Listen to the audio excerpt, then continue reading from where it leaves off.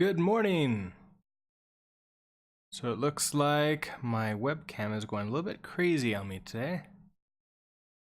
Specifically the green screen parts. It's not what I'm wearing because the microphone itself is doing crazy things. Okay, so let's see. See if I can fix this real quickly.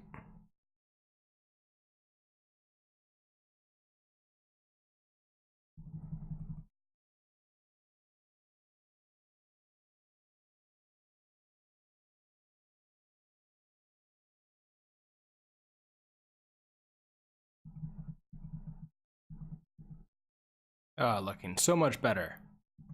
All right, now we can switch over. Okay, so today we're going to continue on and work on the Rusty chatbot server.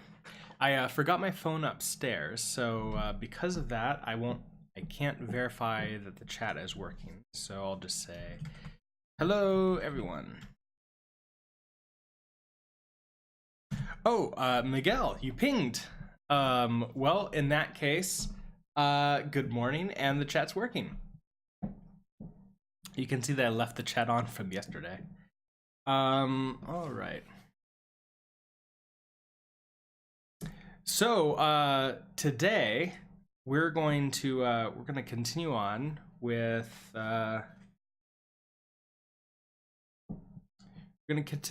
creating the IRC server part of it. So if we take a look at what we have right now, we have a WebSocket server that's running. It's running in its own thread, and the first thing that it does is it takes in TX to send a message to like the main thread. Oh, I meant ping caffeine needs to kick in. Well, also the chatbot's not running yet, so it doesn't have those commands quite yet, but soon, hopefully, soon. Okay, so we have a WebSocket server. We get our transaction in. The first thing we do, first thing we do is spawn the thread. In there, we listen. Once we get the ability to send messages out on a WebSocket server, we send that to the main thread, or rather, we just transfer it.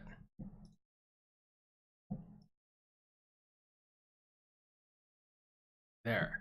Now, in the main thread, we capture that into socket here, and then we're able to create an infinite loop counter. Now, the idea is that I don't have to do this right here. Like, I'm not planning on having this loop, but what we can do is we could have a mod for the IRC server. Then we can, in there, launch that on its own thread, catch with recv the socket, and then send things out that way. And I think that's all. That's pretty much what we need to do. And then we've got an entire thing, and it's the front end's job now to worry about that. And that's what the next work would be. So let's go ahead and do that. So we're gonna start with mod. I guess this will be IRC.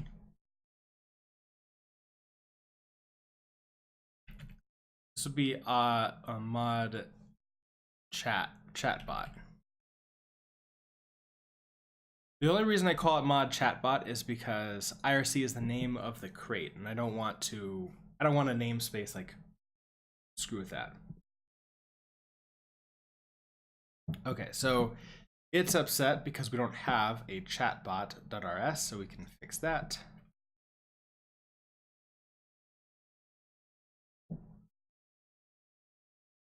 And if we take a look at how WebSocket works, it's just everything is in this file now. So now we can do everything in here that previously we were doing in librs. So for example, we don't need this extern create WS anymore. That was the previous. That was the WebSockets. Extern create IRC is really important though.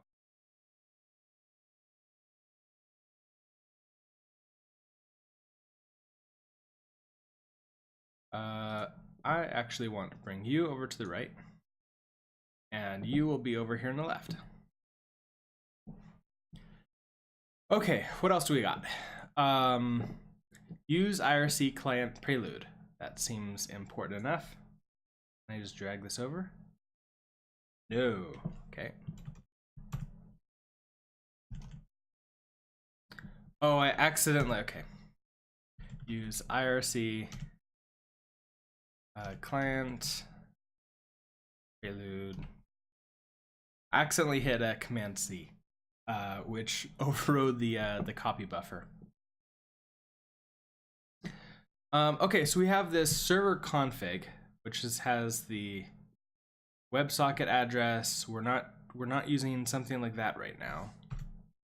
The Twitch OAuth token, the Twitch nickname, and the channel name. So I could do a server config right now. Everything's just sort of being hard coded in there for the most part.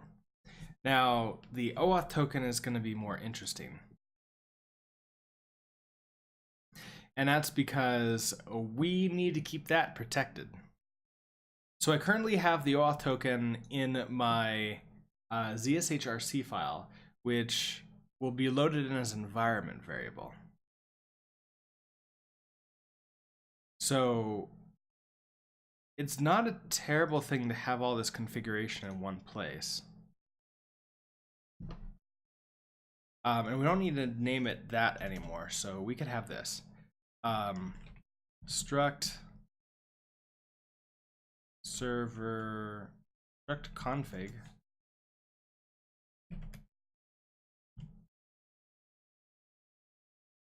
Unless another thing is named config, and then we'll change it.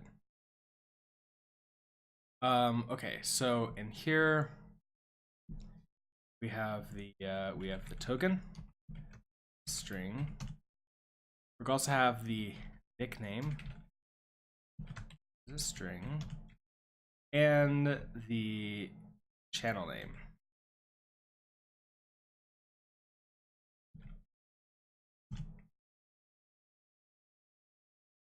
So that is this.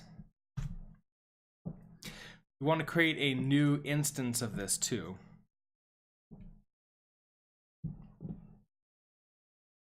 Unused import. That's fine. I don't care right now. Also, that's weird how it's failed to resolve. Did you mean chatbot IRC? No, I meant the full IRC. Okay, so we can implement a test-driven development here. So we just need CFG test tests super, and then we'll have our first test. Okay, so our first test is really just going to be creating a new function for this. So function new, creating new config. Doesn't take anything in, doesn't return anything. Okay, so we're going to run the new function on this. So which means we need a token. So we could do let token equals string from, because these are full strings. And we can just say token let nickname equals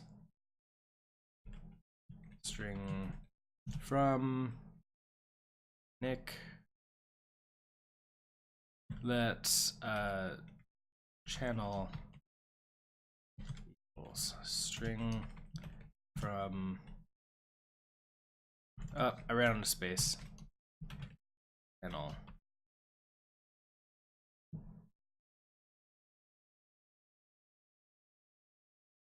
Okay, so we get this, then we want to call, so let let config equals config new, and we're going to pass it in token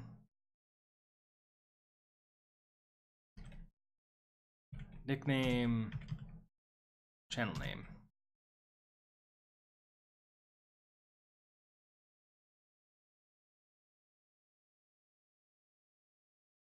And then we can assert equal that config. So the config is going to be equal to, I guess it's assert equal config dot token is going to be equal to token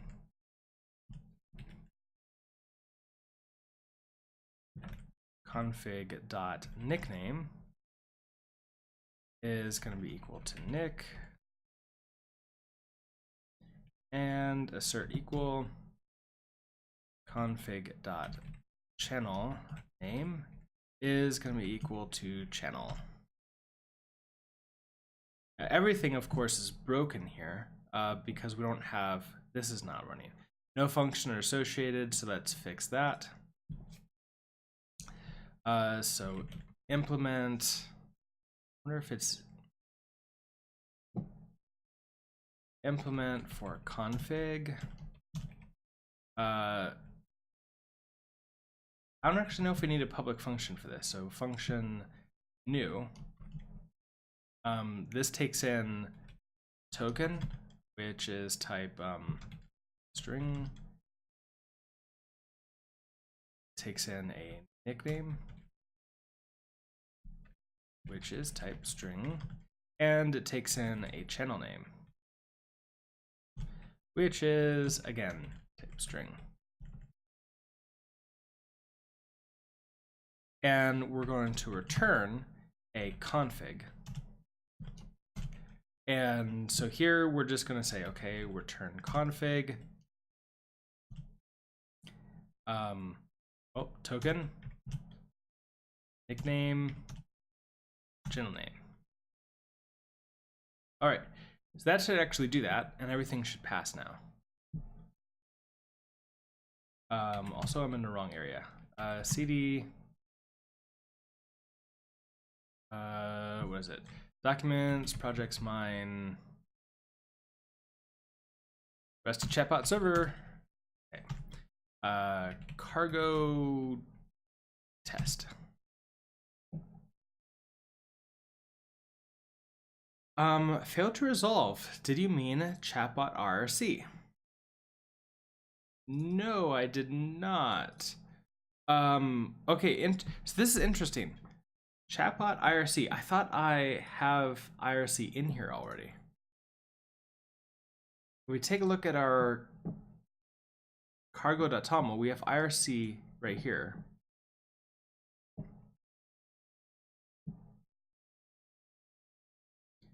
Do I need to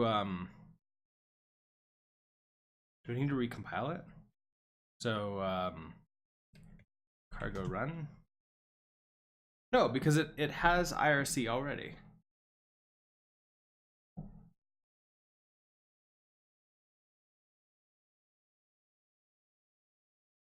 That's really interesting. So I have extern create IRC, so that should pull that in under this namespace, right?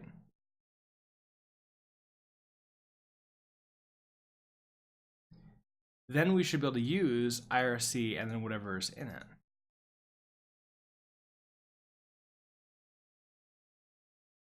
Unless I broke it by like overwriting the name.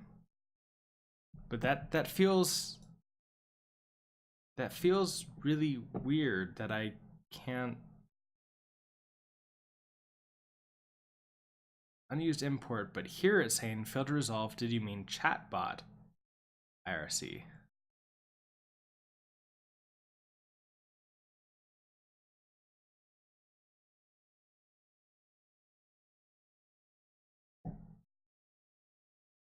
All All right, let's try just removing that for the second, and we'll deal with that later.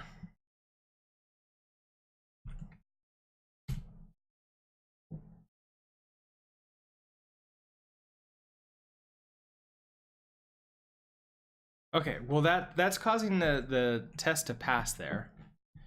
I mean, so that's good and all. It's just a little bit odd that I need that.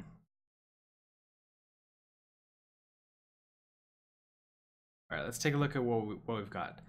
So WebSocket, chatbot, we implement the server config, which is the new, we've got that now. Okay, we have our function run. Here's where we're creating our WebSocket, and then telling it to go run with the thread. Probably gonna do the same thing. So we're gonna have a run function here. That's gonna be less easy to test, but we'll go ahead and create this. So this is a function run. I think we're gonna end up having to take in the Rx. So Rx is type, I never remember what it is, and so like my go-to thing now is just to create it as a string, let the compiler tell me what it was supposed to be. Or I could even say this, that it's, I don't know what type it is, figure it out for me, and then it will tell me exactly what to put in there. Okay, so then we have MPSC channel. Oh wait, so we're already doing this, so this is fine. We don't need to worry about this. The Rx is going to be given to us. They're going to run our run function. We're not going to need a count anymore. Let's socket. So the first thing we're going to do in this function, and I don't think we even need to return anything from here, is run this, is get this socket. So let WebSocket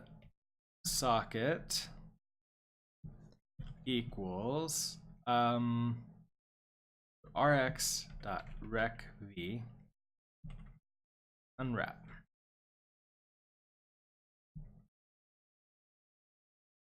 So that's this out of the way now. Now here we have an infinite loop where it's going to then send things to the socket. So that's all we have to remember, is that it's just WebSocket.send and then whatever we want to be. And then everything else just works. We don't need that anymore.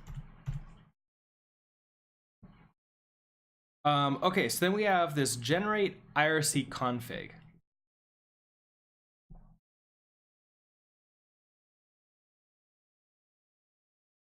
So we have a function generate IRC config. It takes in a reference to a server config. So it takes in this config. And it's going to return a IRC config. Okay, I think I understand what's going on now. The problem is because, so use IRC client. Is there a config in here?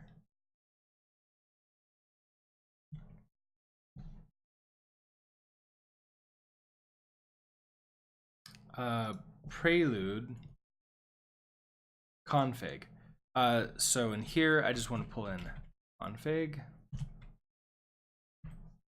We're going to be pulling in more things. I just want to be very explicit about which ones we're bringing in. That's the reason why we can't name this config. This is going to have to be called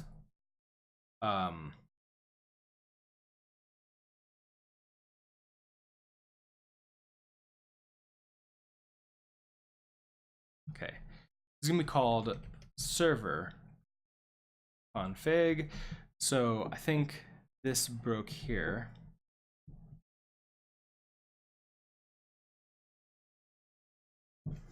And we'll just call this config or yeah, config. It's fine. That's what it is, just a config. Okay, so that should not have broken anything, right?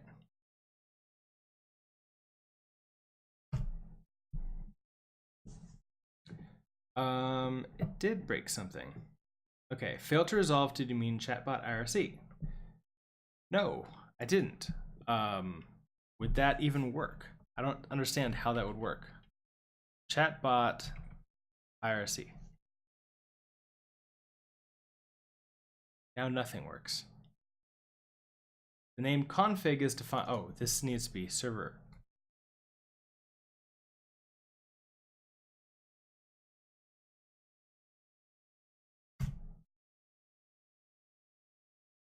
No method name recv found for type. Underscore and a current scope.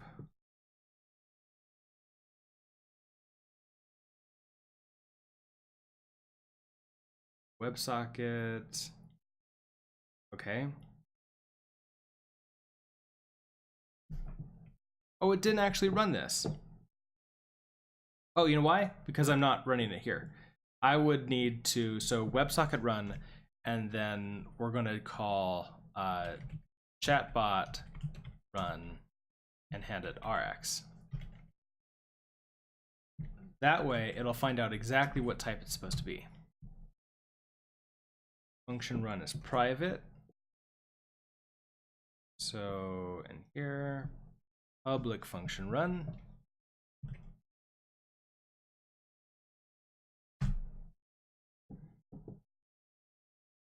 Mismatch types. Okay, so we expected this, but we found standard sync MPSC receiver. Okay, so in here we can also say use standard sync MPSC, and then in here this type will be MPSC receiver, and I think we have to give it the type that we're going to be sending it out. In this case, it's going to be strings, I believe, because we're going to get strings in from the IRC server. Okay, so we've got that.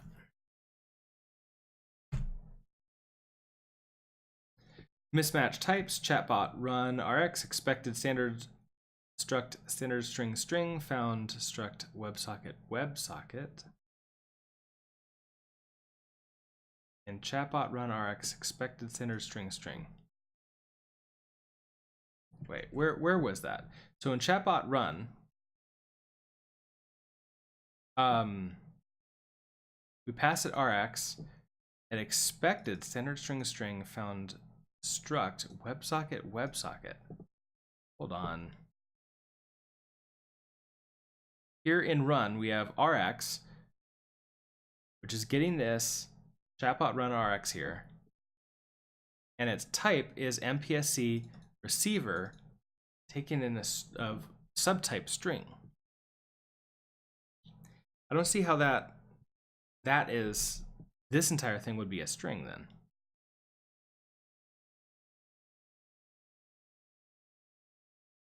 If I did something like U32, will I get a different error?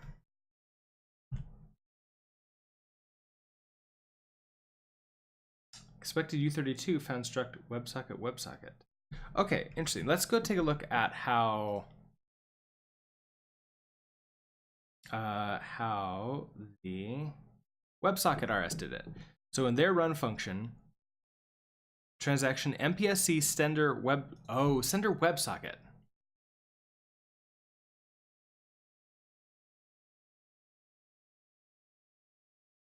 Public struct WebSocket. Out is the sender. Oh, I see. Okay. WebSocket. So we're going to need to pull in WebSocket RS, get this structure, and use that type. Okay. That makes more sense. So we're also going to have to use, so what is it going to be? It's going to be chatbot WebSocket. And I think it's just WebSocket. So because it's the same name, I'll just go ahead and use WebSocket. WebSocket.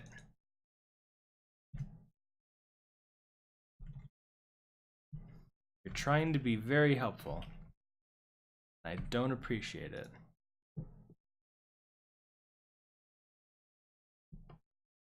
Unused import, could not find WebSocket as chatbot. Oh right, probably shouldn't be chatbot. Unused import, okay, so here then is my WebSocket. All right, let's continue on.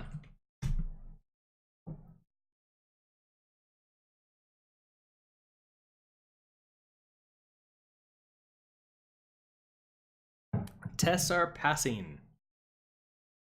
Okay, so that means this run function is now kind of sort of working. So we're going to take our WebSocket out. We're going to unwrap it, and now we have an instance of the WebSocket that has the out on it. So we're going to be able to run that on there. Okay, so continuing on here, we have the server config. We now need to generate an IRC config, which takes in that server config. Now, we won't be able to test this properly because this is a config that's created by IRC. So we're just gonna have to assume that they've tested it for us. And we're gonna care about these things. So let's go ahead and generate, we'll use this function first. The idea is that the first thing we did was we get the server config, which we haven't run. Well, so we should now use that. We should now get it because we're testing it. How do we want to do this? Where are we going to be getting this in? If we use main,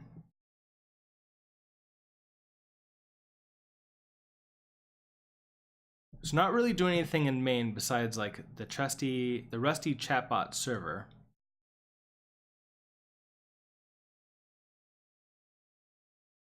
If I pass it in here, it's just going to be passed through the other run directly into the chatbot run.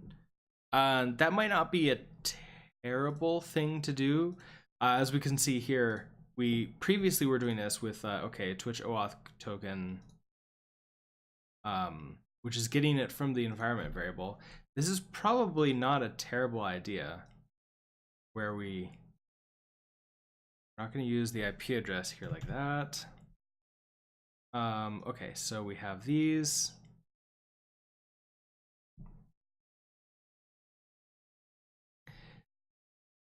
So that gives us the token, the nickname, and the channel name.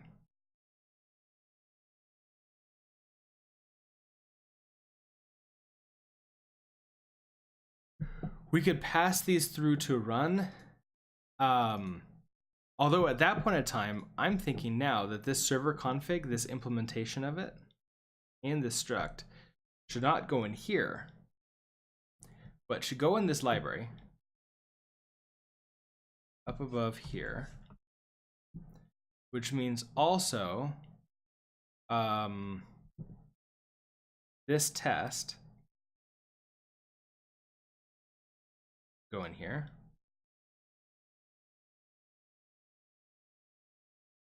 Okay, so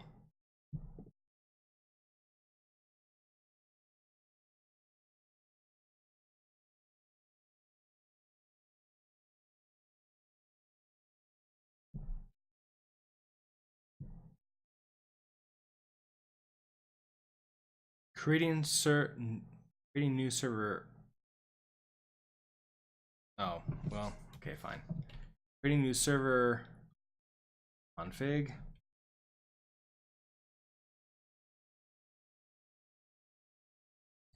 What else would I want to put in there? Probably nothing from here right now. You're upset. Okay, you're not upset. That's fine. WebSocket, what stuff are you using? We have this IP address. So if we continue on and just recreate what we like the full struct, we have the token. So this probably should again be then the Twitch token, Twitch nickname,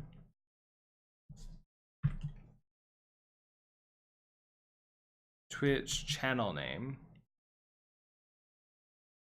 and then the WebSocket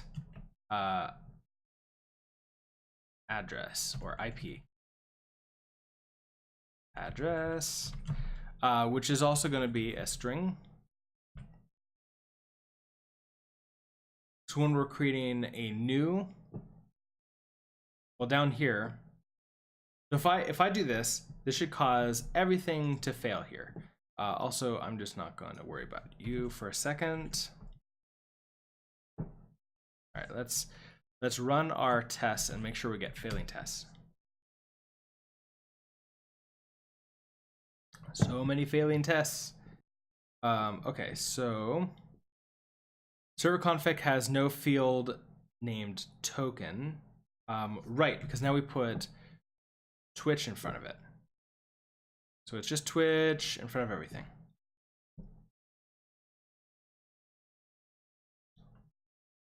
I believe I can just multi-cursors for the win.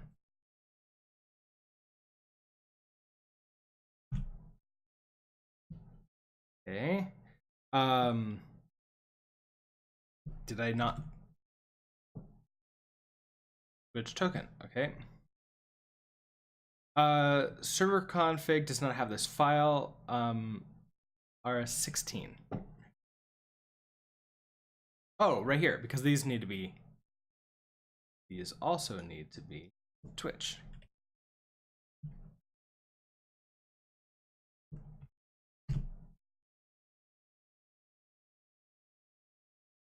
Okay, so we have Twitch token. Cannot find value Twitch token in this scope. Oh, right. Well, because these need to be Twitch tokens now.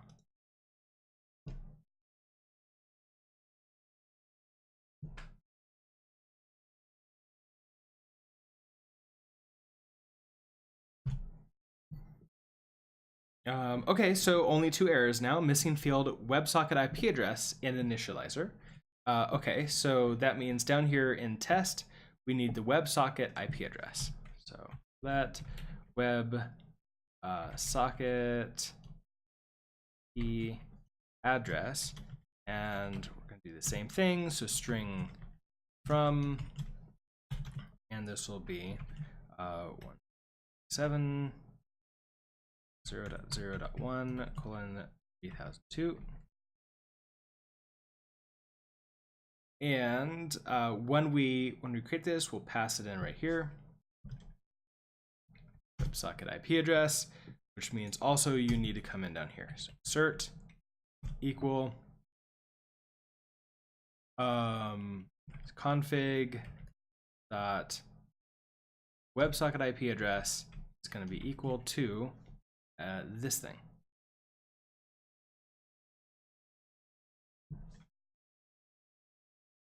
All right, so we run this, we should get some more errors, which is now just saying, okay, so it's still missing the field, but that's because that's when we create it. We're bringing in this right here. This function takes 3 parameters, but 4 parameters were provided. We'll come into here. So the WebSocket, actually I just copy this in its entirety, paste that in there, and then in here, no red in VS Code, but we're still going to get red here because it's saying missing field. We'll come back to here and now use WebSocket IP address.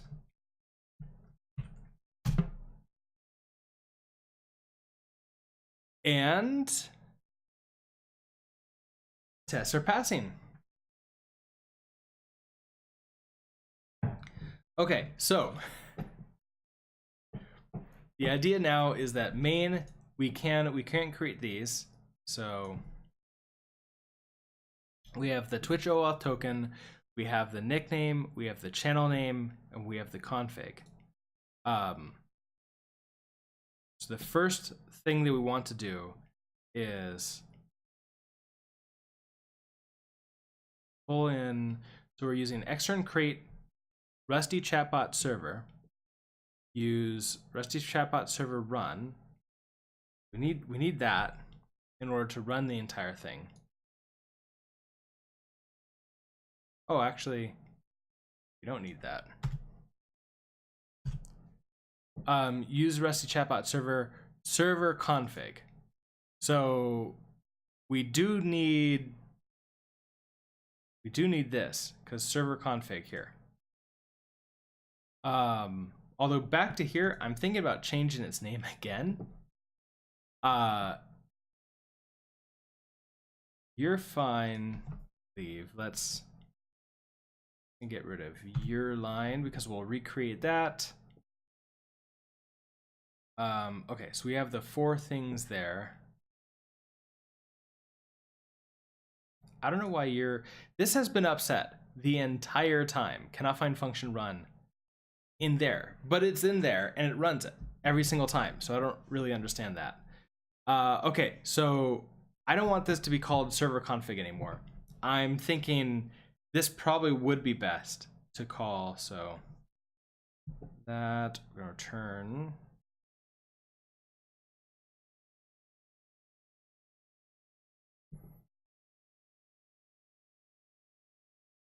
We're just going to name this config again because we're no longer in the file that's being overwritten by config. So this is just generally the config for the entire application. Which means down here we have config equals new config. Okay, so that should be just fine. It's taken all of these fun things and with that change, nothing should have broken, right? And in main, you're all fine too. Yeah, it looks like it's gonna work. Oh, it didn't. Failed to resolve use of undeclared type or module env. Oh, you know why? Because you use standard env. That's why. All right, so tests are passing. Let's come back to here. Okay, so we have this struct config. Now we need to take in into run. We need to take in these things. As new takes in the Twitch token, the Twitch nickname, the channel name, and a WebSocket IP address. So here we're going to take in the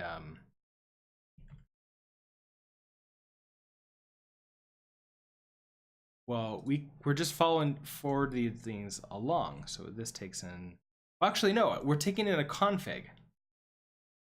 So we're taking in a config and we're going to consume that, and then we can pass in the appropriate things to each of these WebSocket runs. But okay, so we're going to take in a config. This config is going to have, for the WebSockets, it's going to have our WebSocket IP address. So we can consume that right away by passing in tx, and we're also going to pass it in the config dot WebSocket IP address, which it'll become upset because, hey, this function takes one parameter, but two parameters were provided. So we'll come into the WebSocket here. For its run, it's taken tx. We also want to take in IP address, which is a string. And now we can replace u with IP address.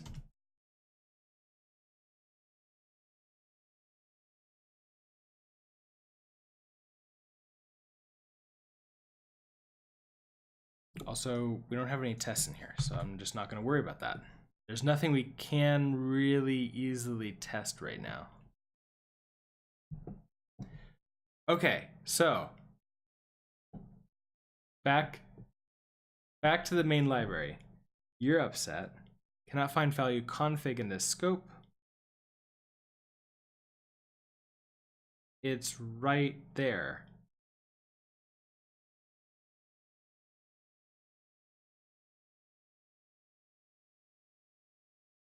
Expected one of, okay, so function new. We shouldn't need anything. Did I forget?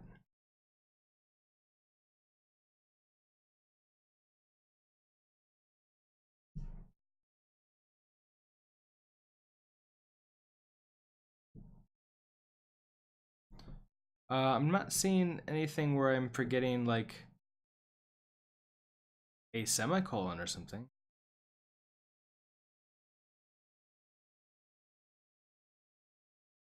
This is all just fine. Okay, let's try running this. Let's try running the test again. Oh yeah, okay. So expected one of colon or at are found closing parentheses. Public function run. Weeb3R. Good morning. Welcome to the stream. Am I using any extensions? I am. I'm using. I'm trying Night Owl out that I found from Sarah Drasner. I have Rust RLS, which is, it's, when it works, it's really nice. It sometimes doesn't work though. And I have VS Live Share from back when I did a collaboration with CJR, with Coding Garden. Okay, so you're upset because in librs,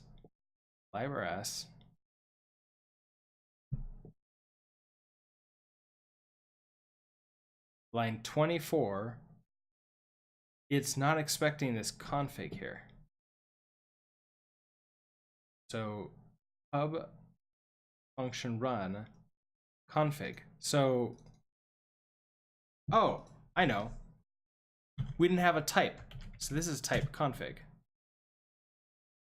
I forgot programming.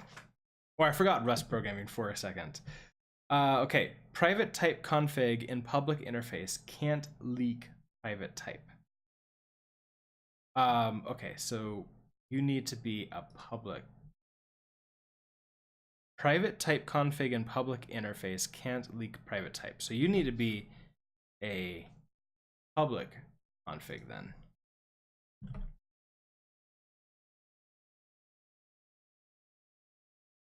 All right, let's see how this is.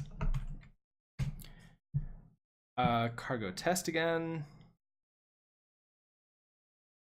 This function takes one parameter, but 0 parameters were supplied. And now we're in main RS. So the server, the run server. Okay, so perfect. In main RS, we need to pull all these things in. You actually need to come down here. We don't need that run anymore because we have this Rusty chatbot server run. So Twitch OAuth token, the nickname, the channel name. What else do we care about? So Twitch token, Twitch nickname, Twitch channel name, and then IP address. Let IP address equals, and this is going to be string. Why did I put that in strings? It's going to be string from 27.0.0.1:3002. Okay, so I want to make all of these names the same too. So Twitch token, Twitch nickname, Twitch token, Twitch nickname. We have the Twitch channel name and WebSocket IP address. Copy you. Twitch channel name. Channel name, and you are WebSocket IP address. You all need to be strings as well. It's going to be string from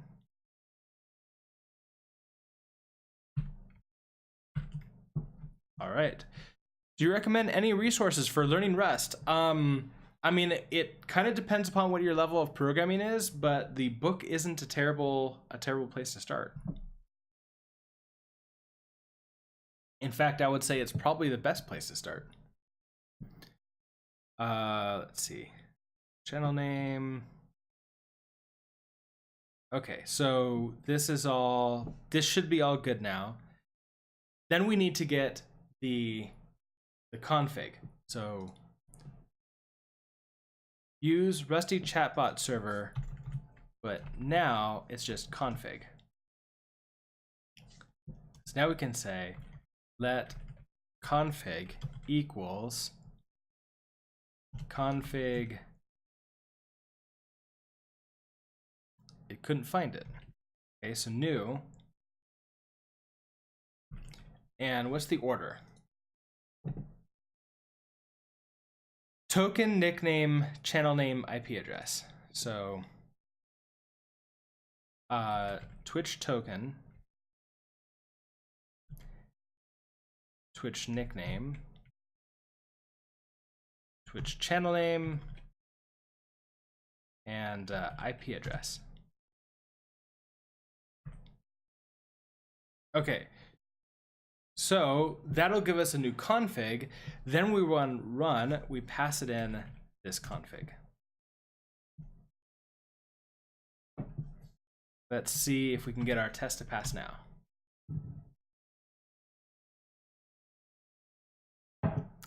Method new is private. So this is the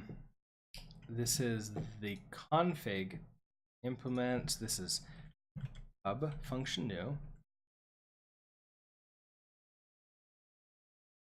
I did save, okay.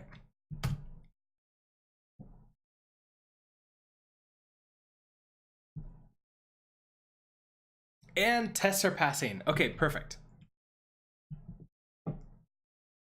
So that means now we're creating our config. So all of the interesting things that we might want to configure are going to be up here. And then we're going to run. Then we tell it to run. We pass it in this config. With this config, we go ahead and pass in the WebSocket IP address into the WebSocket. The WebSocket takes in and run the IP address. It then uses that right here and listen. So perfect. Everything should be running there.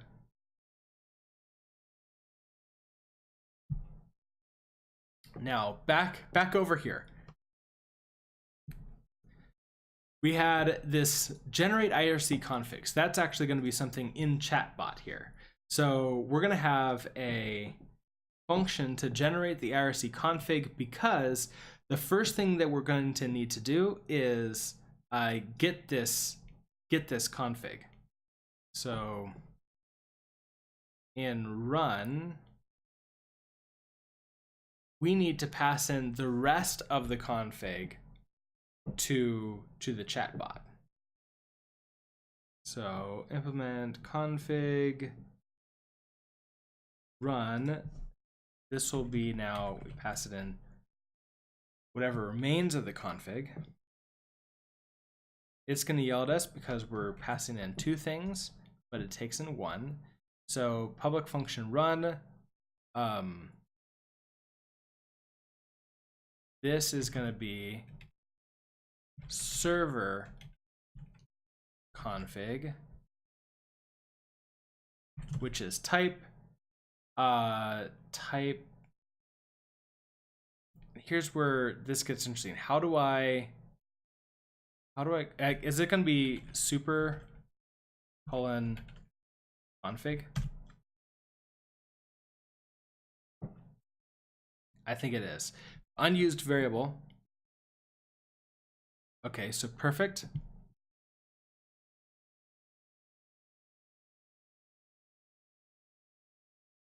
Then that WebSocket unused variable there too. Okay, so we're pulling in this WebSocket. We also need to now generate this IRC config. So let's pull this entire function over and manipulate it.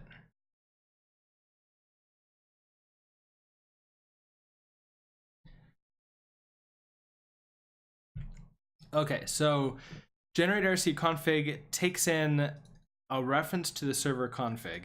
I'm not sure that's the best place to put this. We can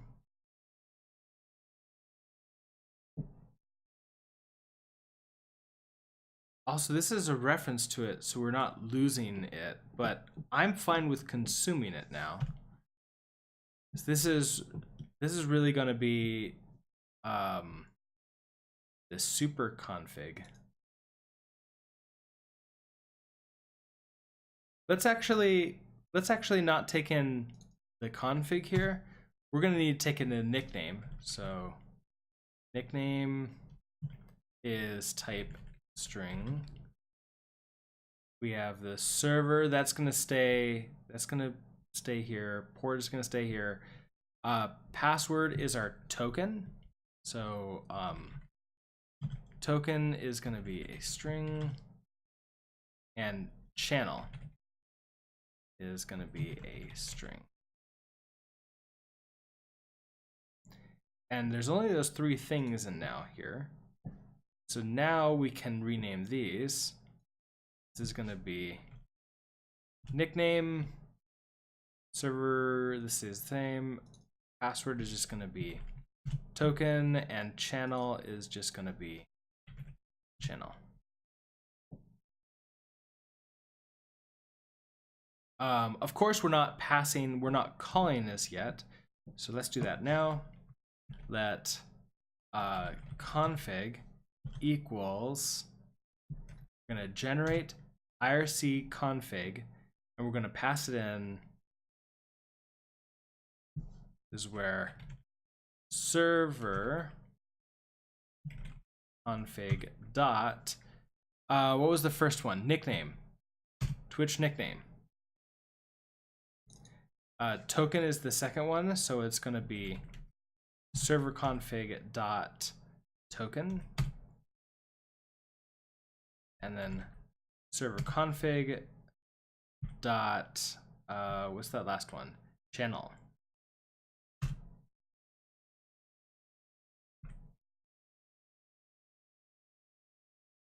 Okay, so this just returns the config that was up here.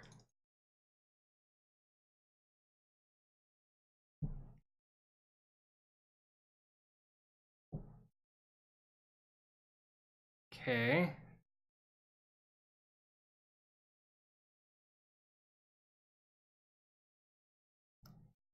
So we have our config. Back to here. Then we have, I guess all we have left is this run function. So we've generated the config.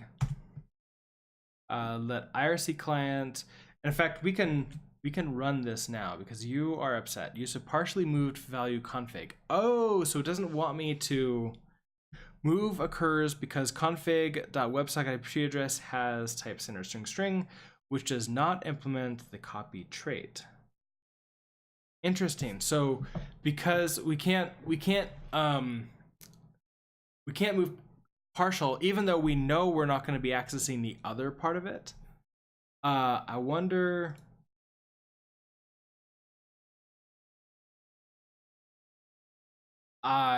So we can clone this. We could get the WebSocket IP address.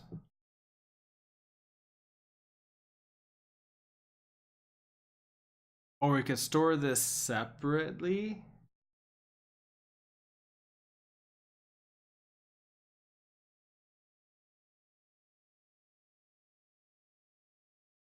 So I'm kind of wondering, I wonder what my best option.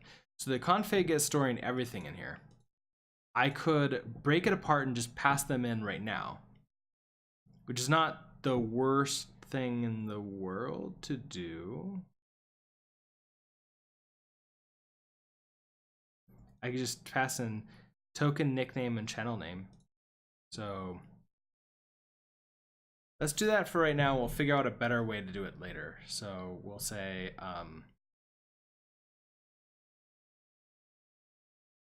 we'll pass in config.twitch token,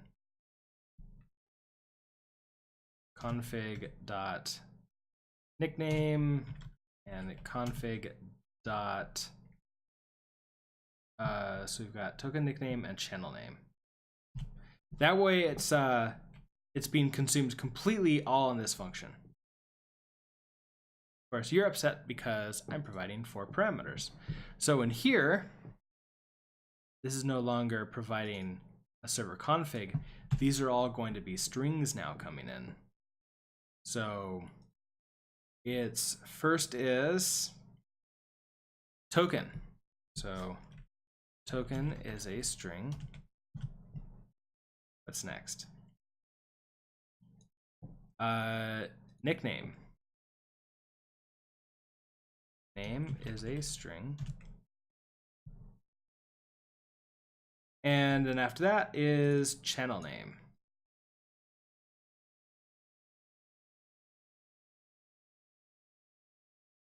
I can just call this channel, and that's a string. Okay, so that should make that error go right over here, but of course now we have this problem. We're not taking it in a config anymore.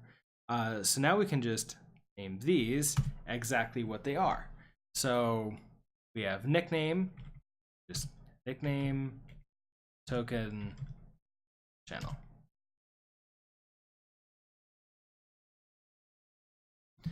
Okay, so no major errors here anymore. Everything should run because I'm not actually trying to launch the thing yet, so we should be able to test it.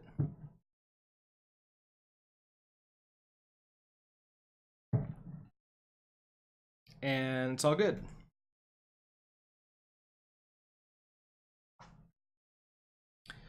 Okay, so we have our config, generate IRC config.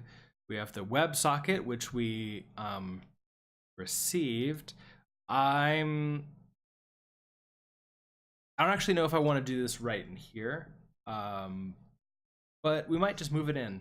Okay. Public function run. Let IRC config. Okay, so now let IRC client equals IRC client from config, the config, and then we unwrap. So that means we need IRC client now, which comes in through here. IRC client, and now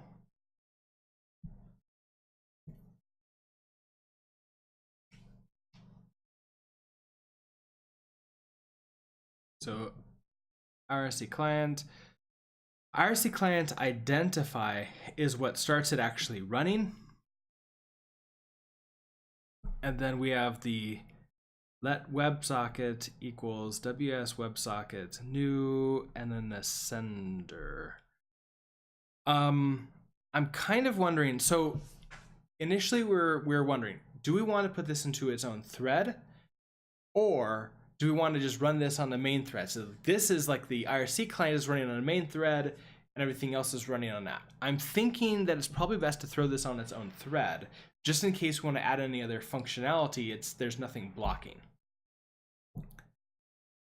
But if we do that, we're gonna have to have some kind of crazy infinite loop to not stop run here, which is weird. So maybe it's best to have this block the thread. I'm just gonna do that for right now. And then if later on we need to throw it into a thread, we'll just throw it into a thread. Okay, so we need IRC client from config. We pass it the config, and then we unwrap it. So, and that's going to give us the client. Okay, so let client equals IRC client from config. We're going to pass it the config. Was it the full? We give ownership? We do. And then this gives us a result, so we have to unwrap it. Okay.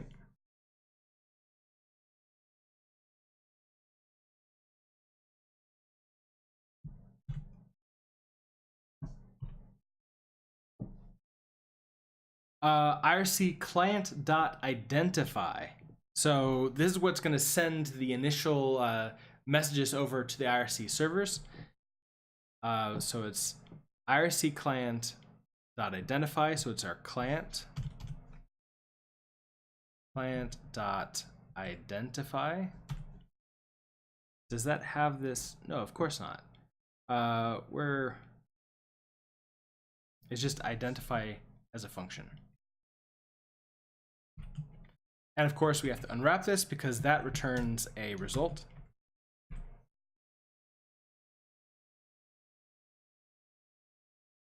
No method name identify found for type. Chatbot, IRC client in a current scope. Oh, items from traits. Okay, so there is a trait here. Perhaps add a use for it.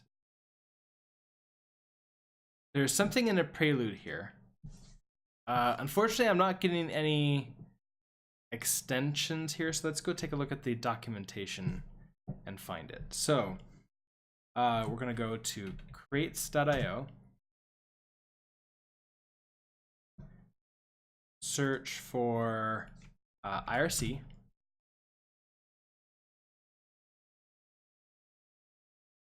go to the documentation,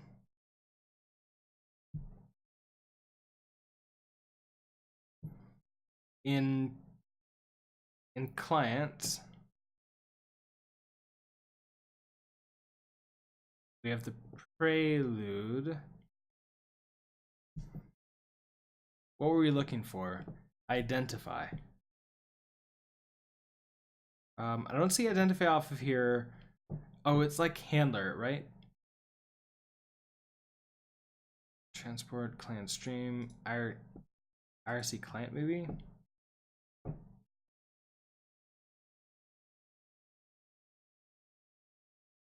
Traits client.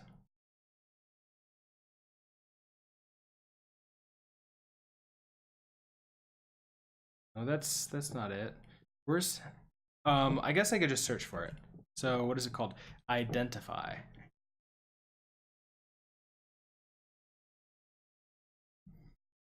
Yeah, IRC client ext client ext identify.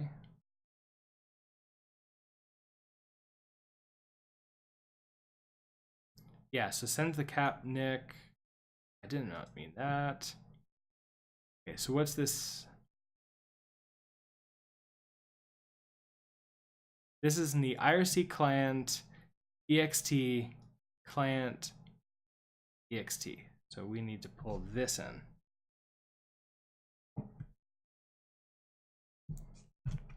use that.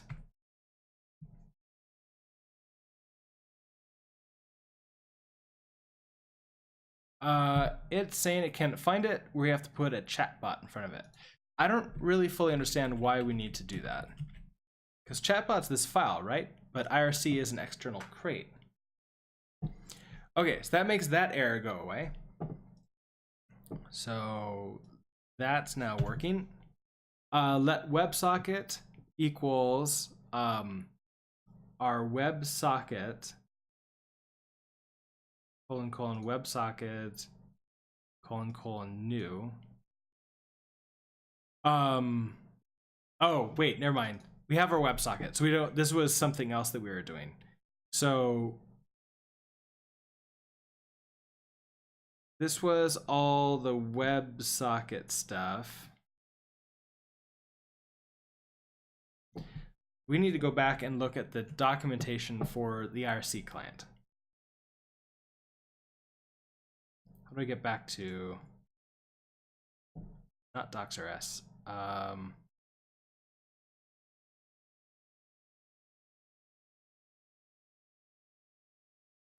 Okay, so we have our config.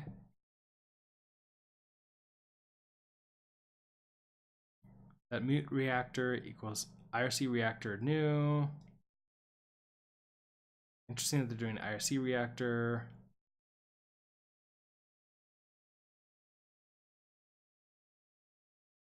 Tell two APIs. Here it is, documentation. Okay, so we have our new config. Interesting that they're using an actual external file. Apparently that's the thing. Identify comes from client ext.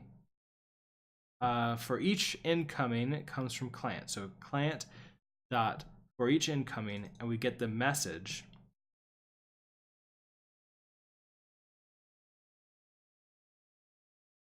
If so, our IRC message is a message. So if command private message, the channel is a message. Send private message from client. Client.send. Well, that's how to send back. I think what we can do is just client for each incoming. Because we don't seem to have this, right?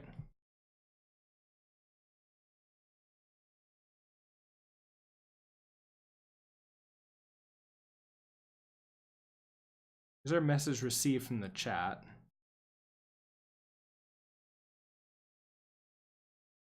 Sender.send. Yeah, so we don't seem to have the full sending of that anymore, but that's fine. We'll deal with it. So in here we have the client.identify, and now we want to do for each incoming comes from client, which we don't have here. Is that part of Prelude? It is. Okay, so here's client. Now we can say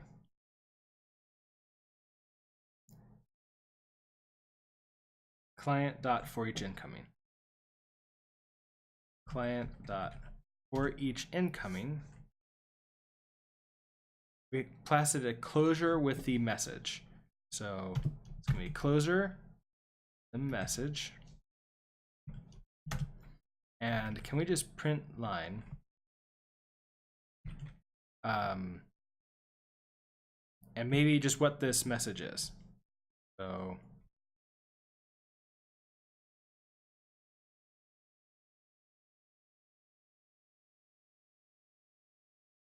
you're upset. Expected. Empty parentheses found enum. Oh, I need to unwrap.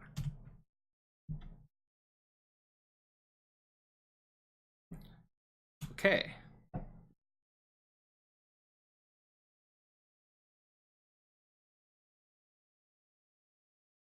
So let's see if I can run this.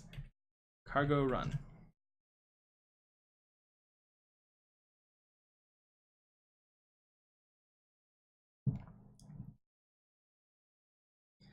Okay, so it claims it's running. Let's see if we can send a message.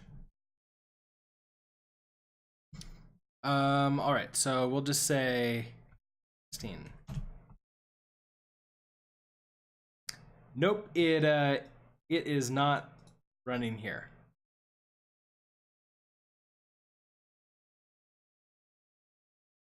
Unfortunately, I'm not getting any error messages either. So this is not helping us. So let's take a look. Client, for each incoming, IRC MSG is a message. So it's a full message.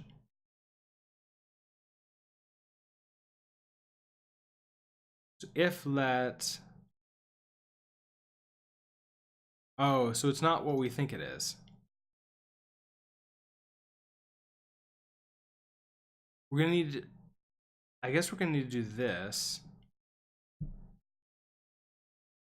Now we didn't get any errors printed out to the console, so that's like not fully helpful either. And just want to make sure we are running. We're doing chatbot run, and this is in the public function run for chatbot. We saved, oh, I didn't save librs. Maybe if I didn't save that, maybe it didn't. I don't know what it had in it.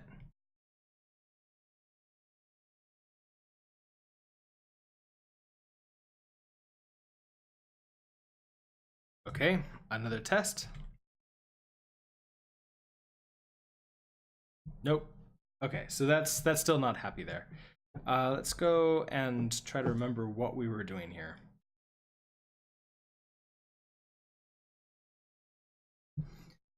Unfortunately, I think a lot of this isn't even come close to what we originally had, because this includes the WebSocket stuff. And we were playing with something else. Rust everywhere, which did not come in. So unfortunately, this print line isn't really running here. So for each incoming, I was hoping that this message would be passed into us. It's not. Okay, so what we can do here is take a look at our old commits. WebSocket server, let's see.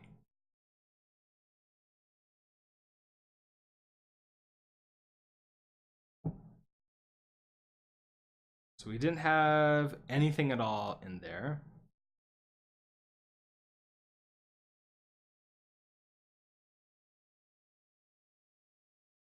In run,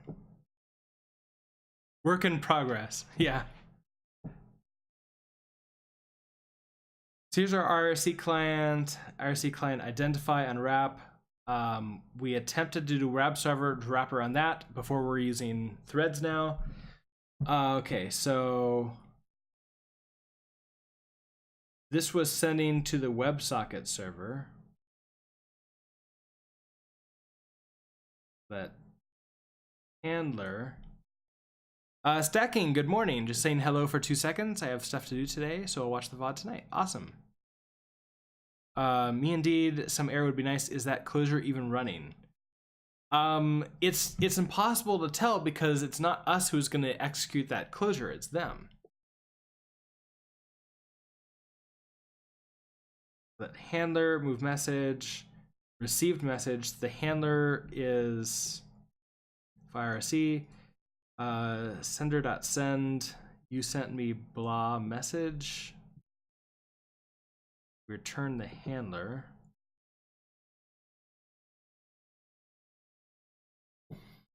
Okay, let's look at this more. We could try this, the if let command. So we need command also.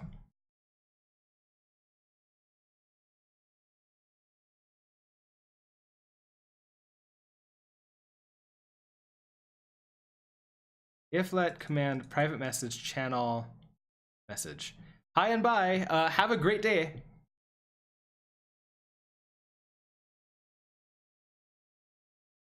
So if let command private message. Okay, so we then need to also bring in command here. Command.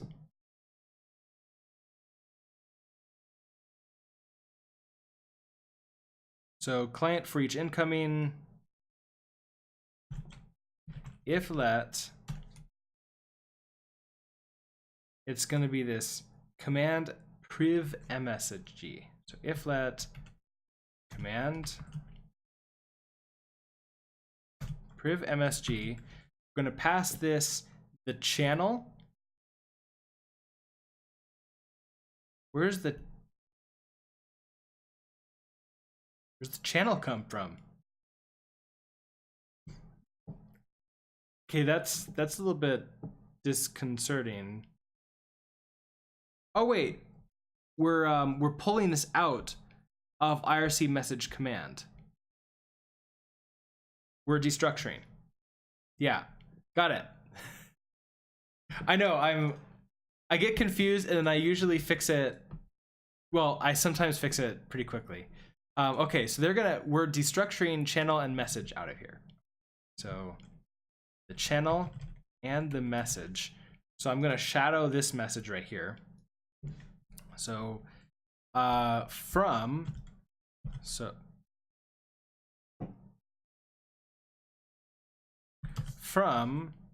what is this? The IRC message. So this message dot command. Okay, so that's just message dot command with a little c. Okay, so now we should have access to this message. So let's try print line message. Okay, we'll save this. Nothing else needs to be saved. Recompile.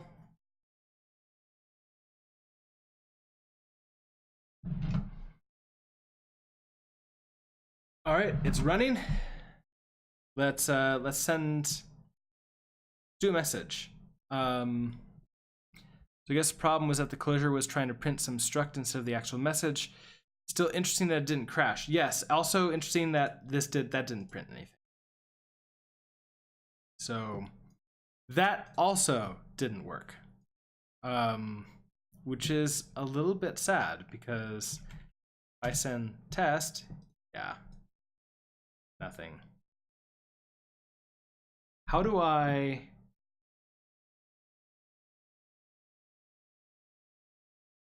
Well, okay. Can I at least send a message? Because I vaguely remember we had that entire thing running.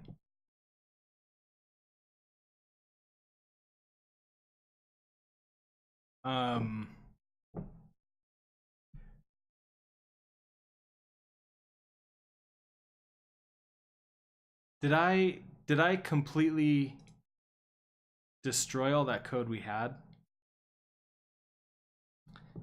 Or did I keep it in another folder? I vaguely feel that I destroyed all my code, which was a terrible, terrible mistake.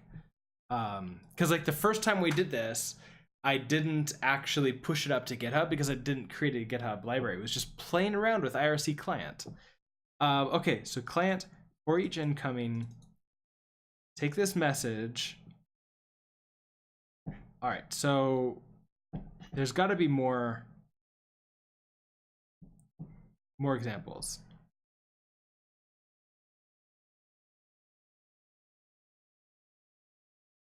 Okay, so using these APIs, we can connect to a server and send a one-off message, in this case, identifying with the server.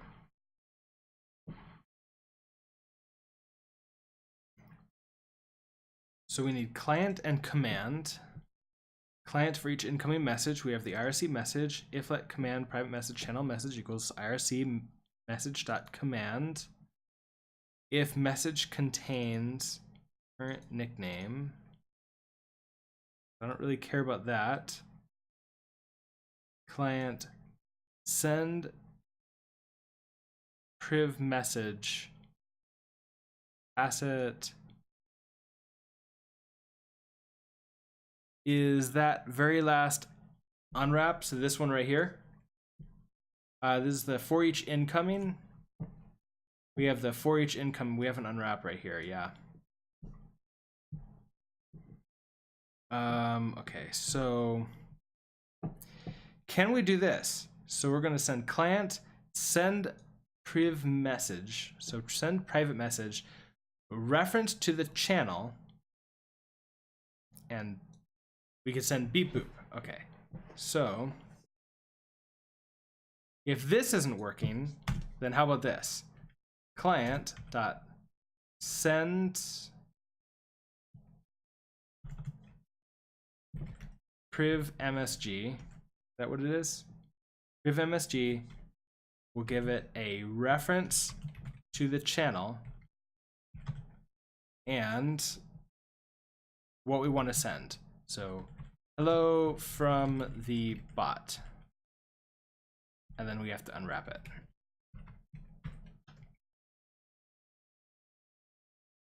It's a little bit disconcerting that none of that auto-completed. No method name send private message found for type chat. Bot chatbot IRC client in a current scope. Okay. Do I just need to pull in all of the prelude? Is that the problem?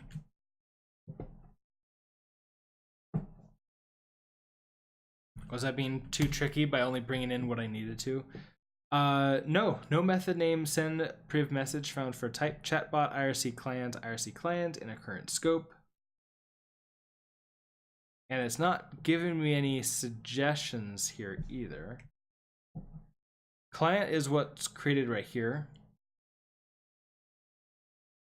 Typo, PIV. Oh, you're right. That would also explain a lack of, well, autocomplete should have figured that out, but maybe it's because I hadn't brought in the prelude properly yet. Okay, so let's try it again. Thank you, Miguel. All right, this is looking better so far.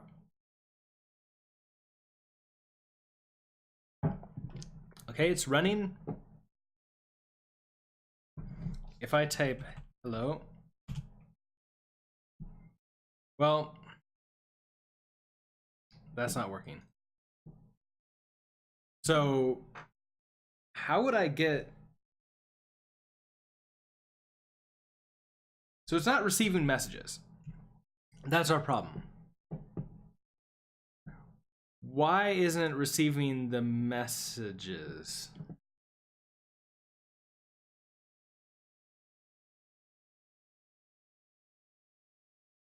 For each incoming trait extending all IRC streams for each incoming.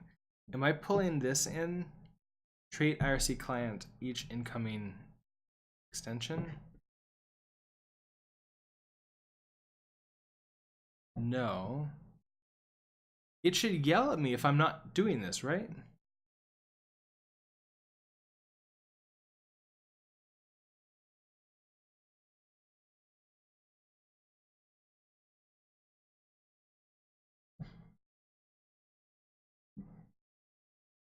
Let's try pulling this in just in case.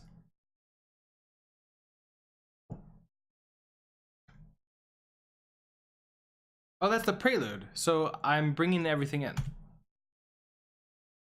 So I'm bringing in everything in the prelude in chatbot IRC client prelude.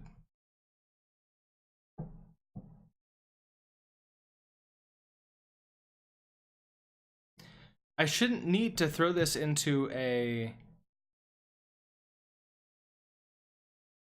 I mean, I don't think I should need to put this into a some kind of... Ah! That's annoying. Sorry about that. That's my... Let me mute... There. My PC that is doing the streaming has Slack on it, so it is... That's what's generating those noises. So it's not... It might not be yours. It might be... It might have been mine.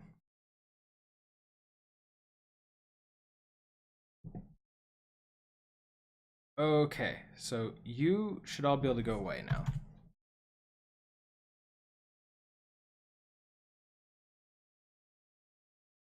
See if I add any other files.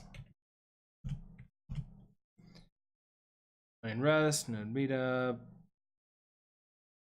Yeah, no, I think I did in Rusty chatbot server and then didn't really. I could go look at the previous videos and actually look at the code and see what I was doing differently. I don't think it doesn't feel like I'm doing anything differently here. In fact, like I'm kind of almost getting to the point where, yeah, I'm not using a WebSocket variable, which is fine for right now. We kind of need to get this working. So client for each incoming message.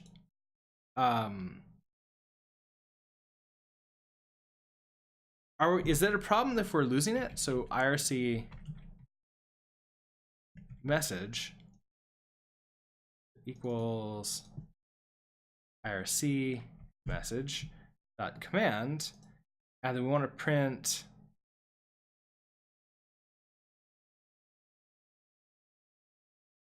which one? This message, right?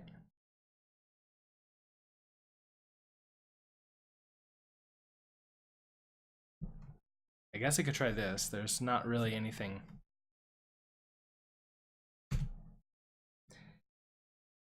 Oh. CD into Rusty chatbot server, cargo run.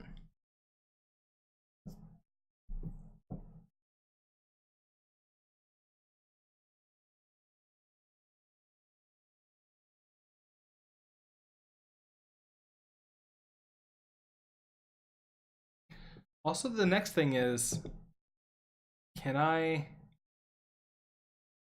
Oh, I should probably be able to send something out right away, shouldn't I? Because this is for each incoming, but there is this send private message to a channel.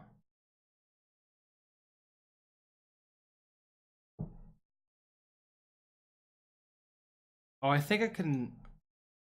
Interesting. For each incoming gives me access to this channel. How do I send a message just right when it loads? Is that even possible?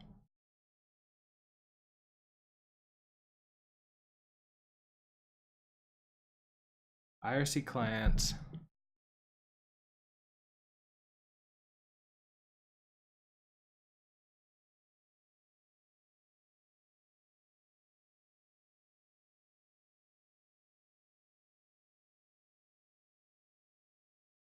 There's this send.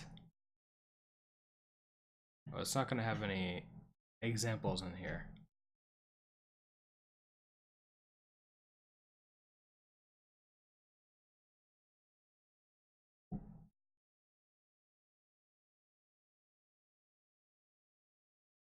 So from config, current nickname. So these are the methods off of IRC client. Do we have channel from here? It's new IRC client. Gets the current nickname and use.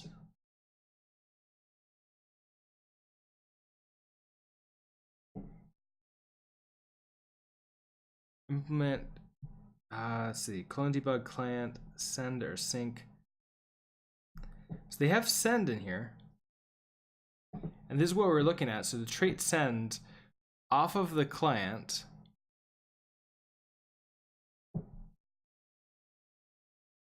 They have all these traits. So what if I did try to send right away? Just what if I, right after doing this, just did client dot send message, hello world.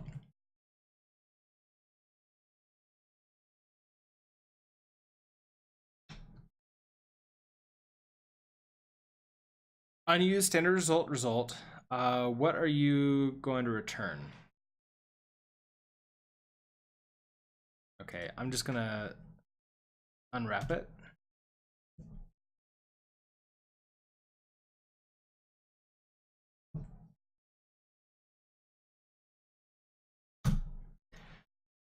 All right, let's run it again. Let's see if we can get a message right away. That would be great.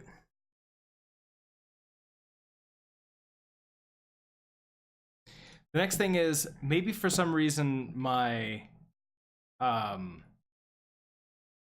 this config isn't correctly. So we have Twitch OAuth, which this shouldn't have left my. I should still have that. Berserkerbot is the name of the account that I created for it. Hashtag Berserker and the WebSocket IP address, which we're not really worrying about right now.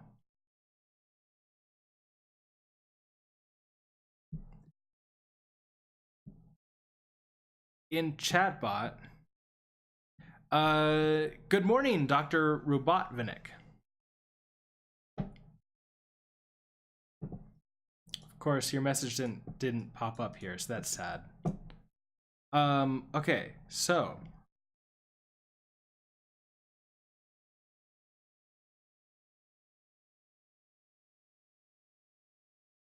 I'm getting like errors with RLS, but the server is compiling, which is a little bit disconcerting. This is an unresolved import Rusty Chatbot server config that comes from here. It's able to find it just fine. I don't know what it's talking about.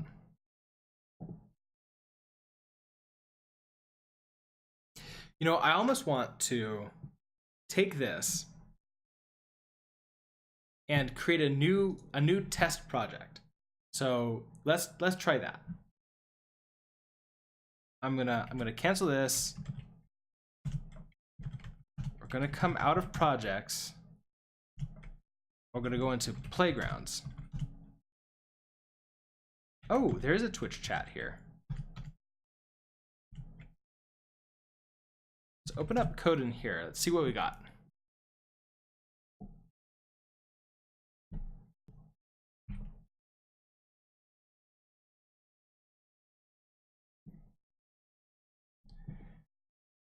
Okay, so we have a main RS. Oh, so here is IRC, extern create Twitch chat, which is everything. Oh, here's where we're playing with the votes. Here's where we had set up everything.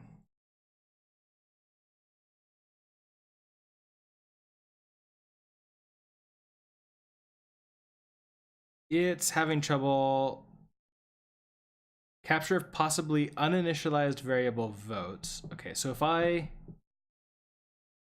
don't bring in the extern crate, so if we're not playing with votes at all, IRC config, that mute votes, don't care about that. This was back when we were planning on doing votes in the back end instead of the front end, which now we're going to do in the front end. So message, raw message. We're cloning the raw message. I don't think we need to, but I'm not going to worry about that for a second. If let command private message. So here's that entire if let, and we add the for each incoming. If let some nickname.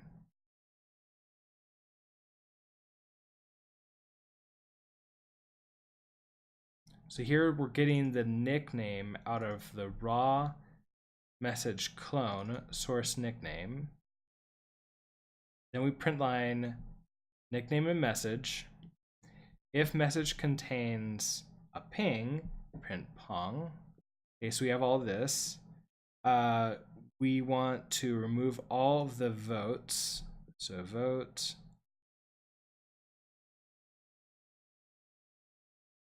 Everything until here.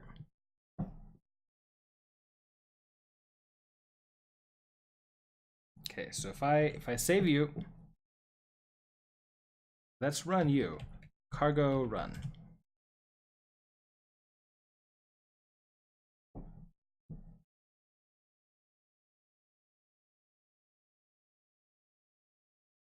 All right, let's test this chat out.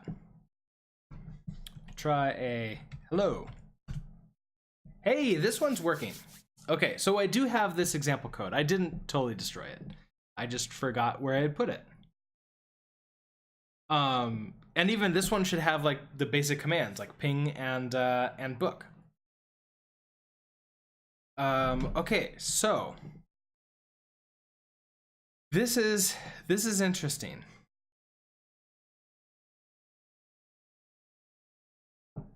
This is working completely. The other one is completely not working.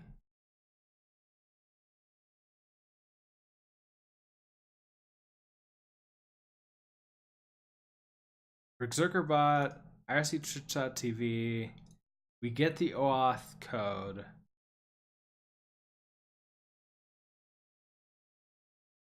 Do Berserker, to owned, these are full strings, the capital S. Default is everything else.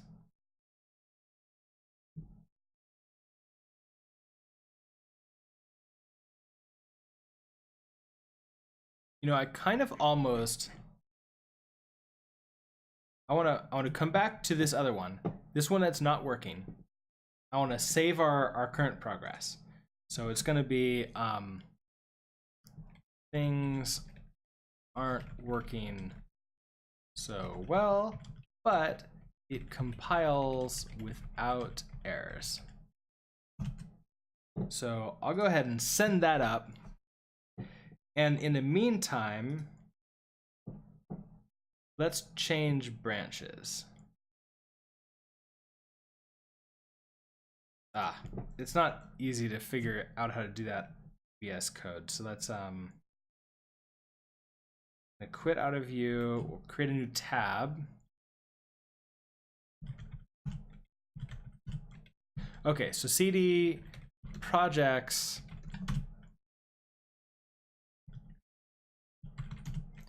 cd mine cd the rusty chatbot server. Let's now get checkout -b. So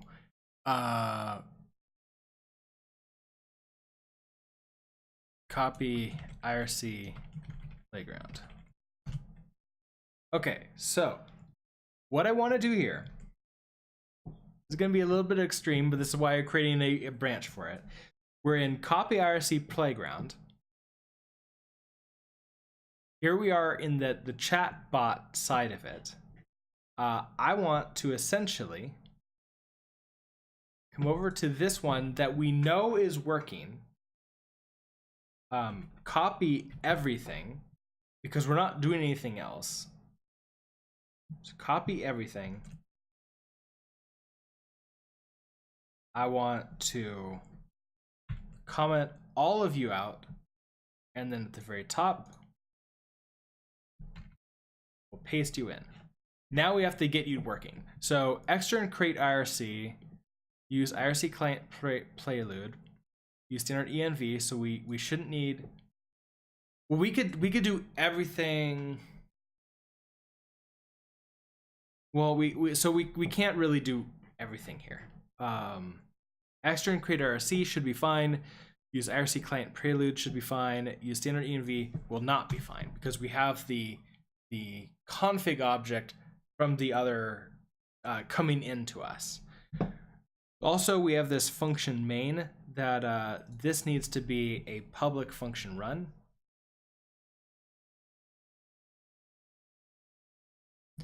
Then Yaz Ilim C Bari, good morning, welcome. Okay, so failed to resolve. Did you mean chatbot IRC? Sure. Chatbot. Oh, is it just because we're pulling an extern crate here?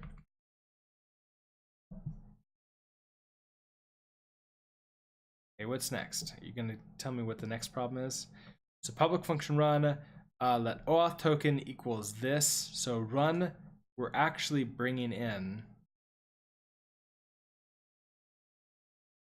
10 out of 10 for effort. I tried. Okay, so well, that's our run here. Chatbot. We're passing in RX.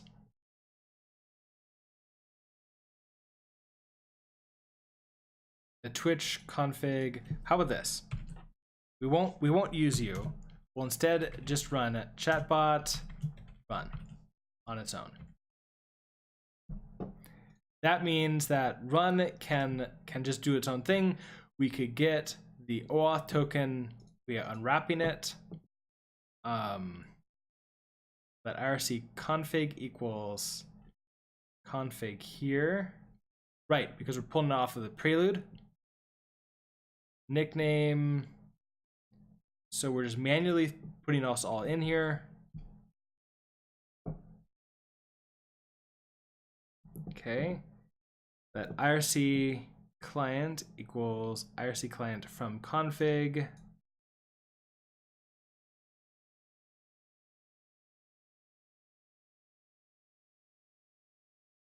Okay, so we have our IRC client from the config. We identify with the server. We get for each incoming message, we get the raw message. That raw message clones, we get that. If let command the private message.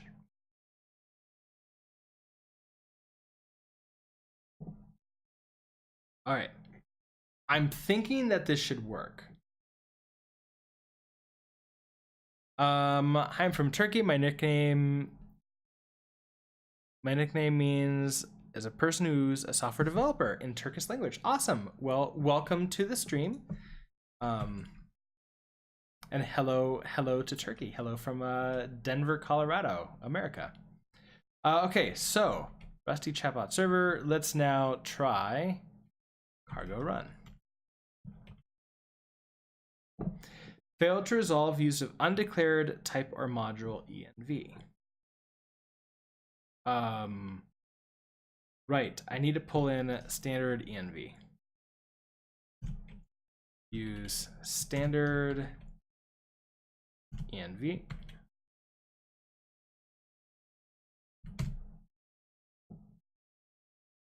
Okay, no error messages.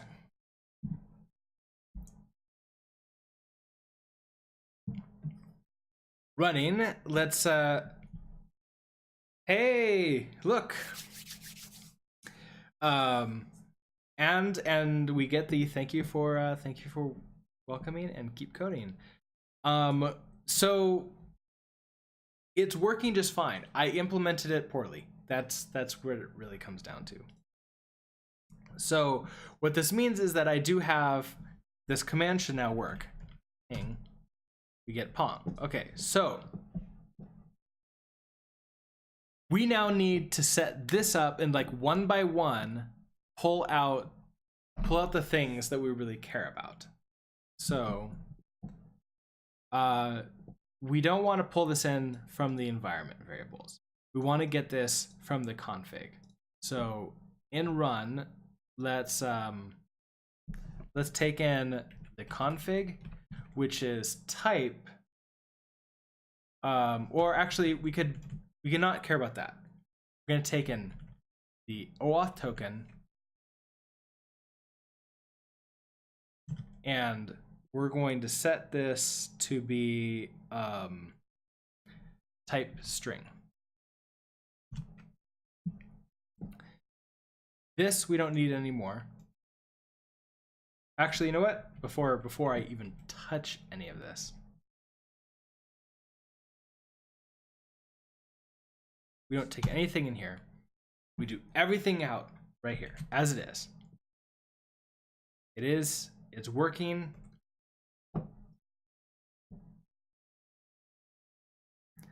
Let's save this. So working IRC. All right, so now we're going to take in, what do you recommend for web programming, Linux or Mac or Windows? I recommend whatever you're comfortable with. For me, I dislike programming on Windows, but that's because I don't really know how, like I haven't really played with it very much.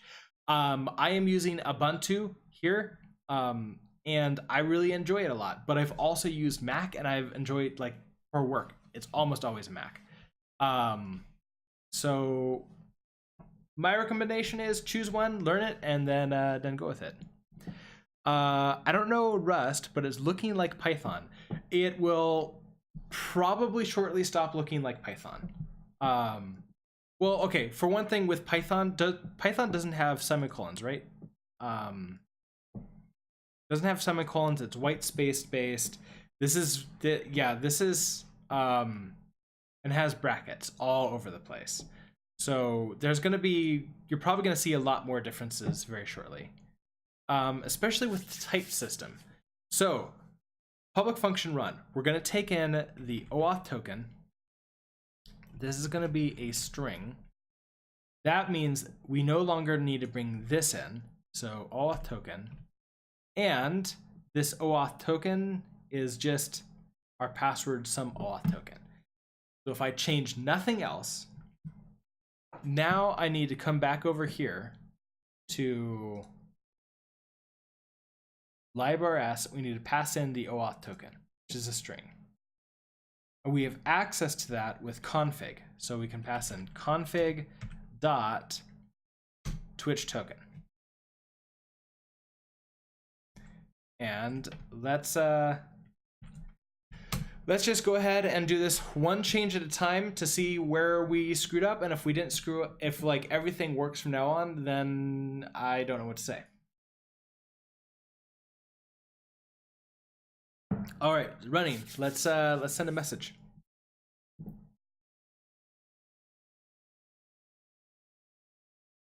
Test. Okay, perfect. So that works.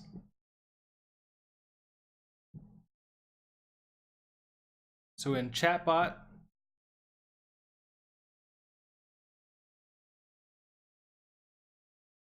okay, so in chatbot, we're now, do you play any games on Ubuntu? Not really.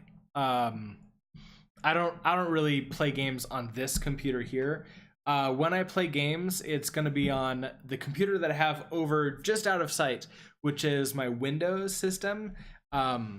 Or I have a Switch as well, so I play on that when I'm mobile. Okay, so we have that. Now we want to bring the rest of these out. So we want the nickname. We want to pull out nickname.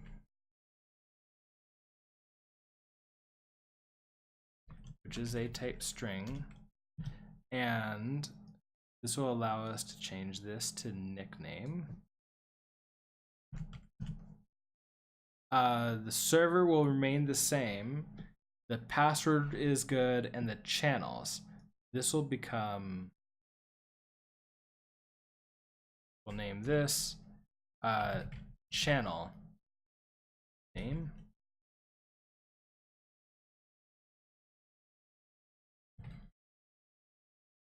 Channel name.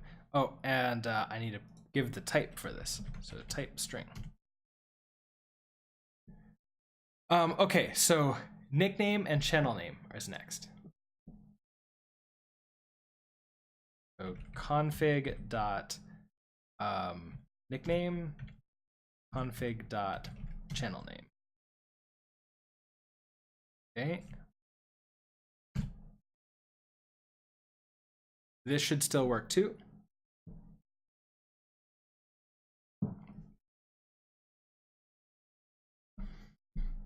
Okay, running.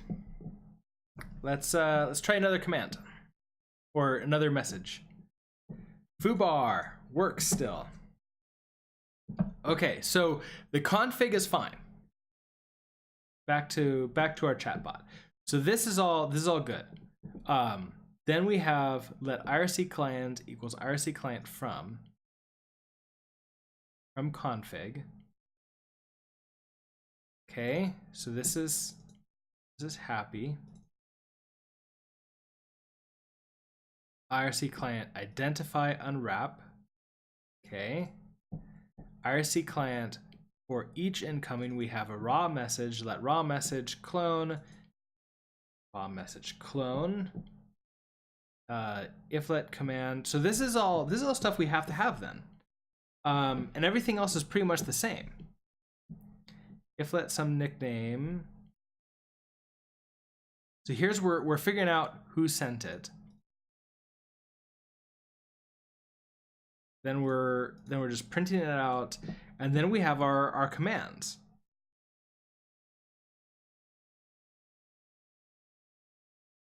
And we do have this IRC client send priv message. We hand it the reference to this channel and what it is, and unwrap, and nothing else. What did we do? Okay, so we have our external create IRC, use chatbot IRC client prelude. So chatbot IRC client prelude. We no longer need this because we're using someone else's. So this is something else. Use chatbot IRC client prelude. We don't need this at all. Interesting. We did have this function to generate the IRC config. Maybe we screwed that part up a little bit. Okay, so moving on. Public function run. So here's this one.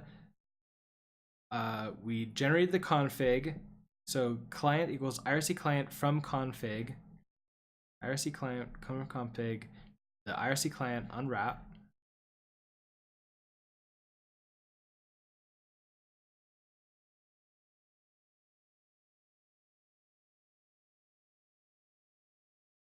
So from config, we pass the config and unwrap. That should be fine. Client.identify unwrap. Client.identify.unwrap. We were attempting to send a message right away. Client for each incoming IRC message. If let commands. Okay, so this is. And then we have the client for each incoming. Client for each incoming. We have this raw message.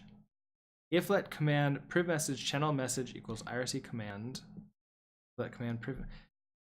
Okay, so we must have screwed up this. So if I pull you out.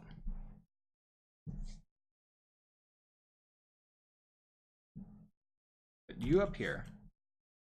And we uncomment you. So we have this generate IRC config, and it takes in the nickname, the token, and the channel. So it's basically these things right here. So config, nickname, some nickname dot clone in here.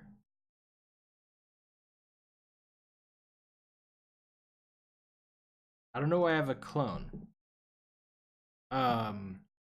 Server, port, password, channels. We have those clones, which don't seem to be what we want to have. Okay. If we replace this,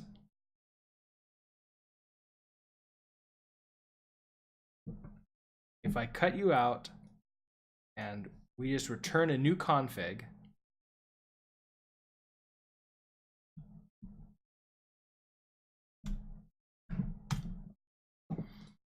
Okay, so we're going to pass in, we're going to call in, so we have nickname. There's nickname right here. We have token, which this could just be token. And then we have channel. This could be channel. We're returning a config, which we get off the prelude.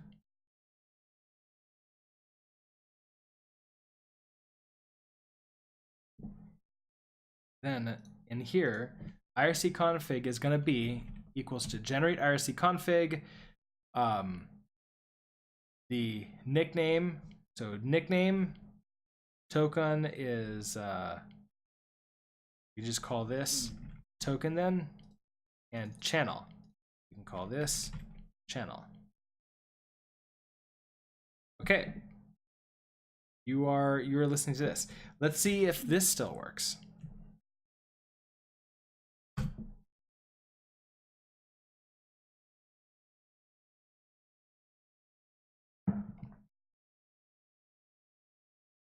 All right, let's get a message and see if it's running.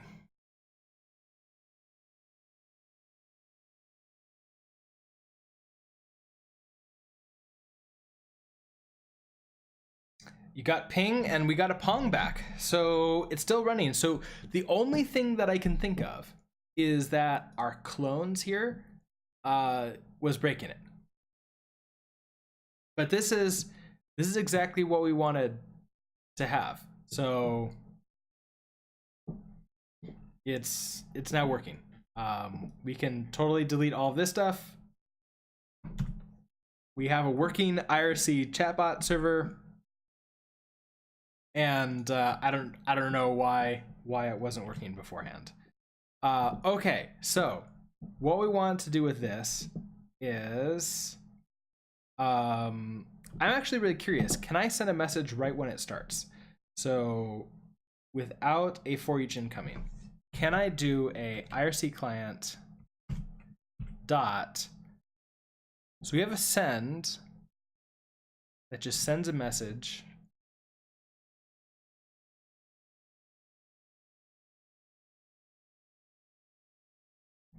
Let's try sending this message. We're gonna send hello, like bot is active. Dot unwrap. Okay. So if I do this, will we get this right when a bot starts?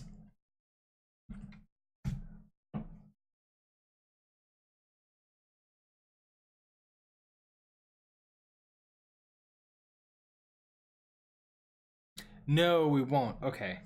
But all of these works, right? If I ping, we're still getting pong. So that's just there's no that's not the way to sort of send this. That's gonna be an interesting thing. How am I going to send responses from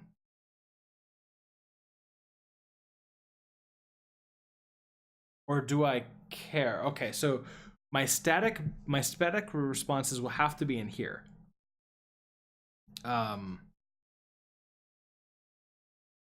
And then I can send them up in the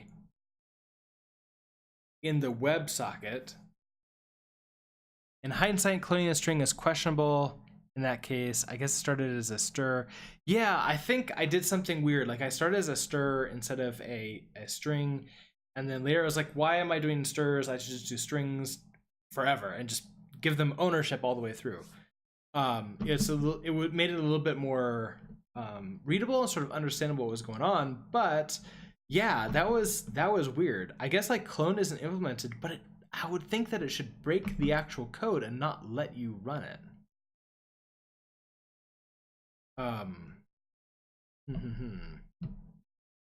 Okay, so what do I want to do when? So the idea is that for each incoming message, we're going to send that on up with the WebSocket to the front end client. The front end client is going to do something where it's going to like put the chat messages as come in little bubbles in this area, so that way I don't have to have this full window up and running. Now, if I want to do something, if I want to, from that front end, generate a message and send it back down,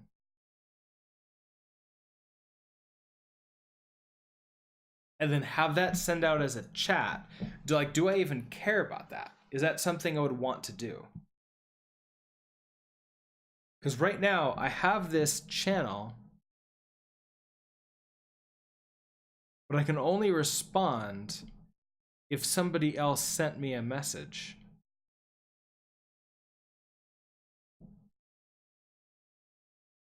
I'm curious, what is this channel? So I want to Creating channel right now, print line, nickname, message. So let's also do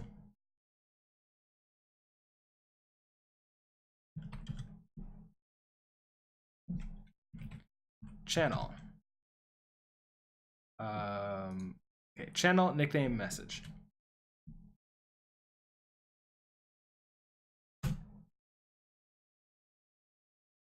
So many warnings we're gonna have to clean up. But that's gonna be so much better than everything else. Okay, so we're running here. Let's get a message.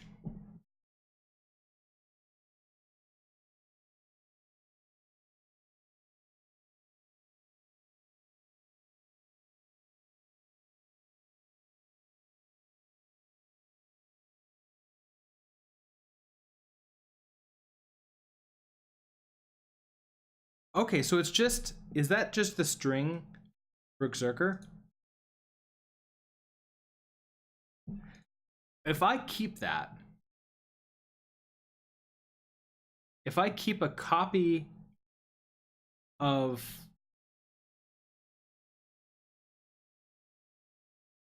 so we have config, we give ownership of this config to the IRC client. Let's go to the documentation. Is there a way for me to, from IRC client, get access? So that's going to be, what is this? It's IRC client. IRC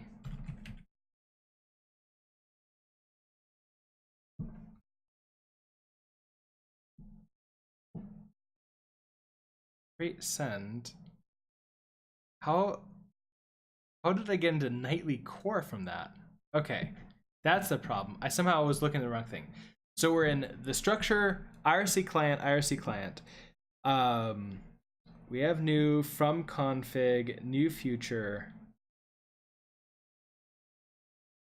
implement clone for IRC client, debug. They implemented clone for the IRC client. Implement client. And then the auto trait implementations are send and sync. Okay, trait implementations. We have clone and clone from. The send uses the message struct, not a string. Might be the reason why, oh, send.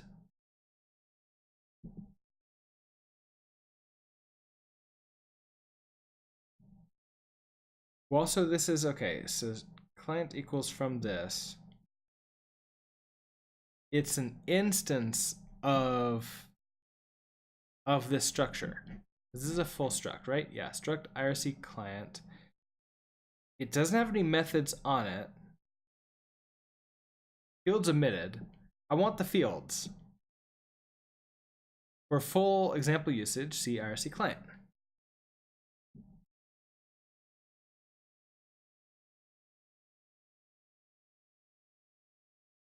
And identify for each incoming.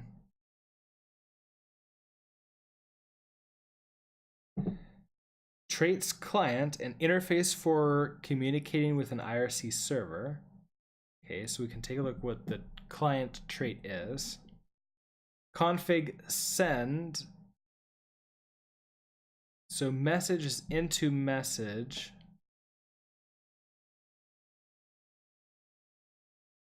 There's list channels, list users for each incoming.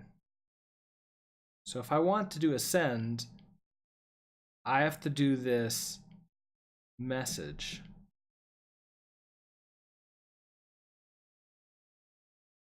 There's no struct message though. Okay, so where does message come from? Struct IRC proto message message. So tags prefix command.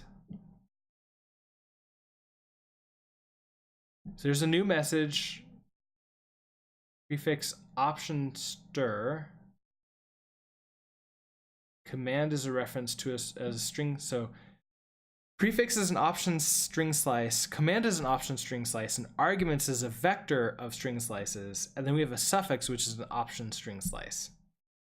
The result is a message or a message parse error. Create a new message from the given component.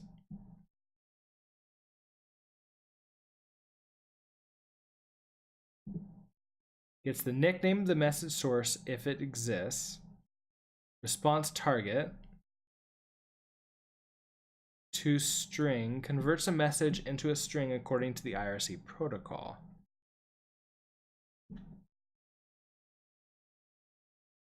I feel like I'm gonna have to implement like run message new and pass it in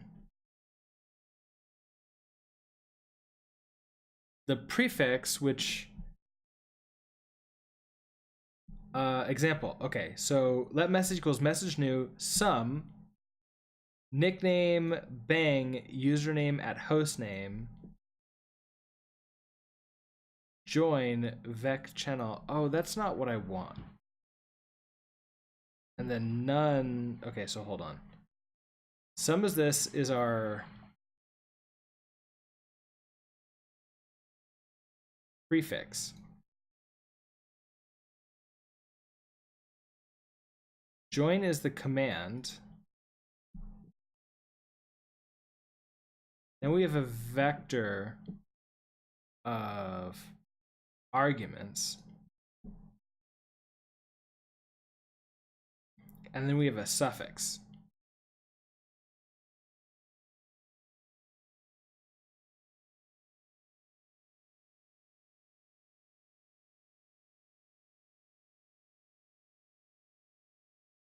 That creates new message from the given components. I'm not really sure what, I guess I don't know IRC enough to know like, okay,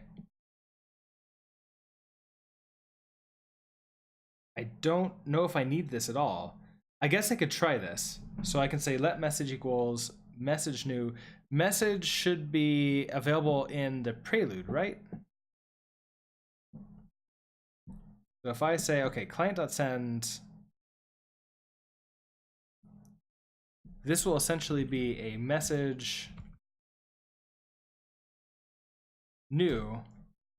Okay, so prefix is an option with stir.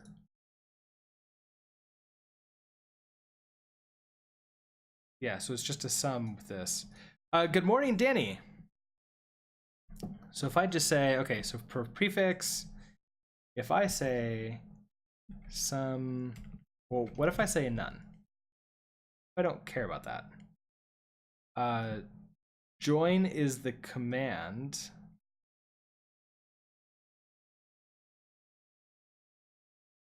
Is the suffix, okay, maybe we should just look at this. IRC commands.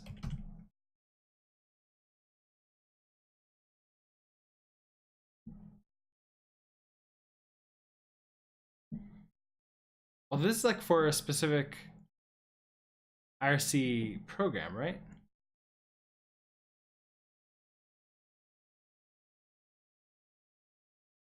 So it's really going to be like, what are the raw Twitch? Like, what do they care about?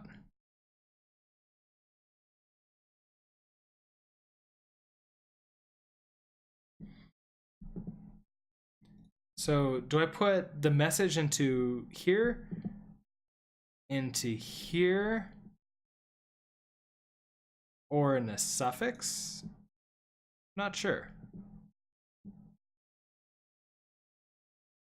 They have an example, but that's not really how I care about it.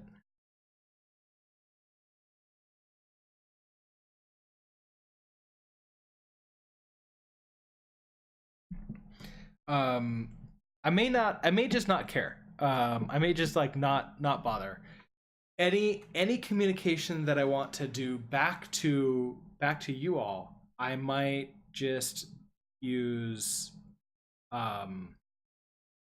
just display it on the screen, and so it will stop taking. So what I can do is we'll just not care about this. In public function run, we have to bring in use standard. Oh, what was it? It was sync MPSC. And we're going to bring in receiver, so RX, which is MPSC receiver of type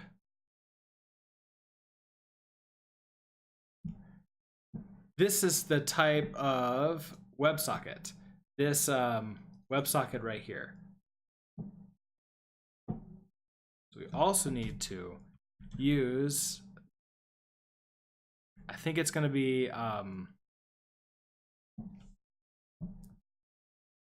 before I actually do that, use super WebSocket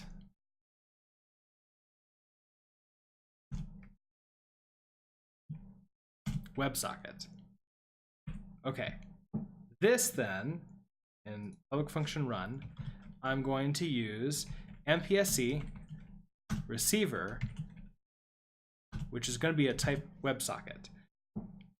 Then we can do all of our generate IRC config. The first thing we do here is also, I just noticed this is all tabbed in too much. In fact, all the tabs are horrible now because of the copy paste. Okay, so I'll stay consistent for right now, and we'll have to we can maybe like figure that out later. Okay, so let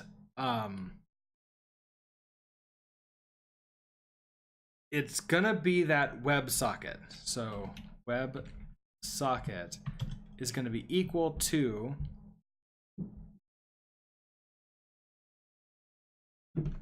the receive. This is RX. It's going to be RX dot recv dot unwrap. So if it fails for any reason, so we're going to get the WebSocket out of the thread. If it fails for any reason, like it didn't send it, we will everything will go away. And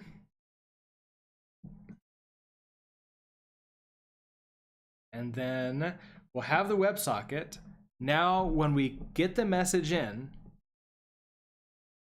we can have these messages. So if message contains ping, else if it contains the Rust book, I can then say else. So if it's not one of our major commands, we then want to send that up. So we want to now say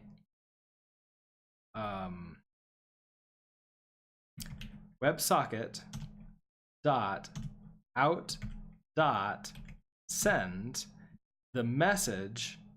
What is the message? It is going to be if message contains. It's just plain old message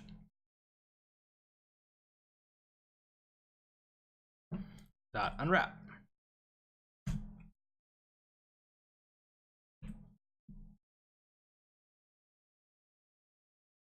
Okay, let's see if this works.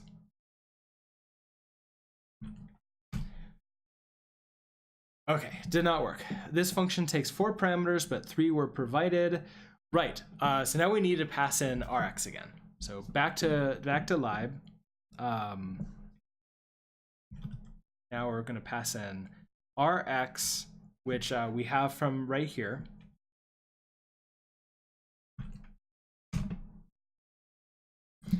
Field out of struct WebSocket. WebSocket is private. So we'll come to here. We need you to be. Oh wait, we don't want to use out directly. We have implement handler for server. we have on message, we have public struct WebSocket, we have out sender, but we have this send. So WebSocket.send, and then the message. This message should actually be a string. Okay. So we have that. Back to the chatbot. So WebSocket, this is just WebSocket.send.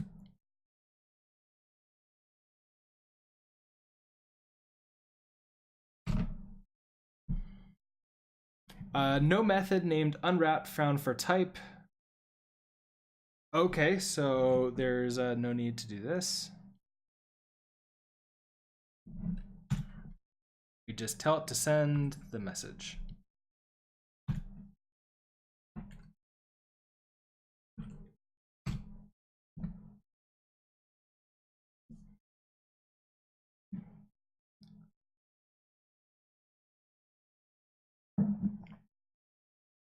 Okay, so that's running.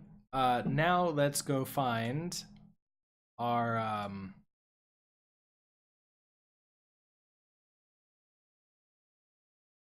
closing all this down. Here it is. Index.html. So we got our hello from the server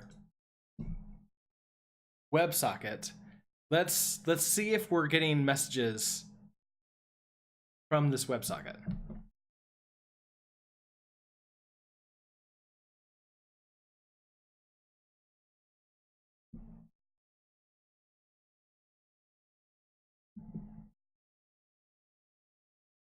So I'm gonna send hello. Hey, look at that. Message from server. Hello, so we've got it.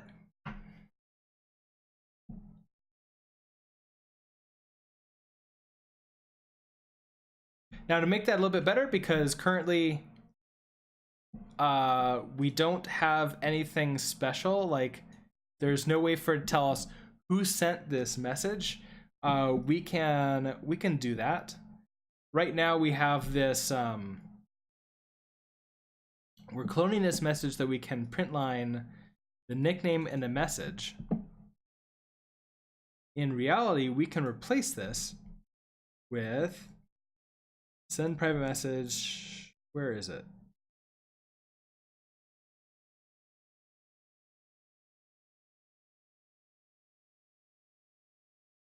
What happened to all my... How did I get to main? Which chat? I'm in the wrong one. There, wrong VS Code. Okay. Also, that command should not have been pushed up, right? Yeah, it did not get pushed up there. Okay, so we have WebSocket message. What we want to do is take this and essentially format. So this will become a format, and we'll put you completely inside of here.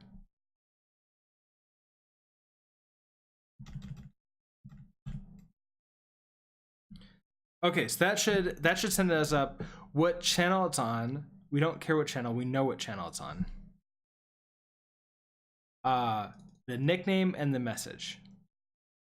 That's what we really care about.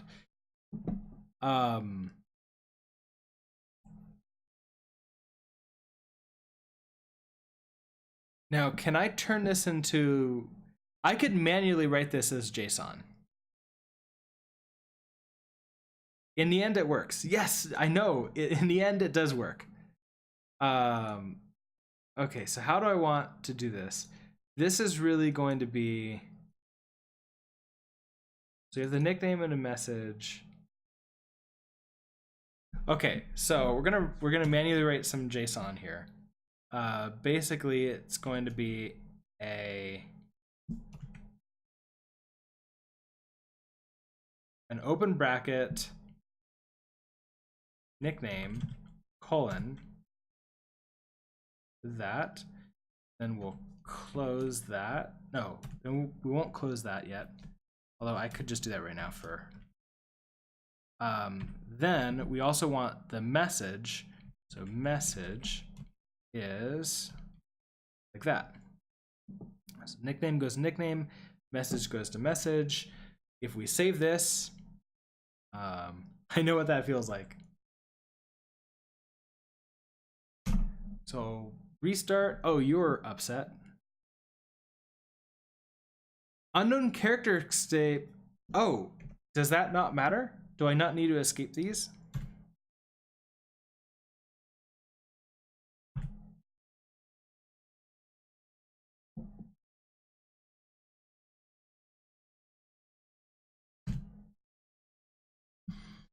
Invalid format string expected. Quote close found quote open. Oh yeah, so I do need to escape that in some way. So how do I? All is well. Okay, so WebSocket send format nickname with this expected closing bracket right. I would expect that I would have to escape this one and escape this one, but it didn't like that. So let's go take a look at documentation. So Rust format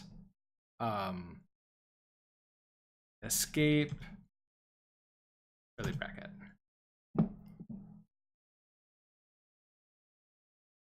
I want to write this. That's exactly what we're doing. But Rust doesn't like that. Okay, the current weight for formatting strings as of Rust 0.11 is to escape that with another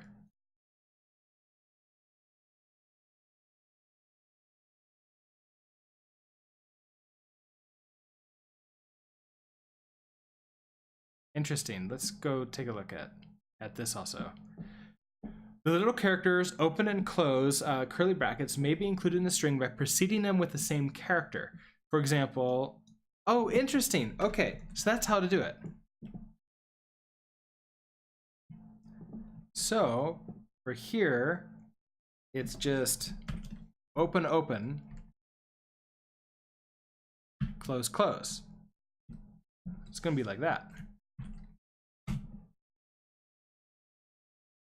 Thank you, Danny.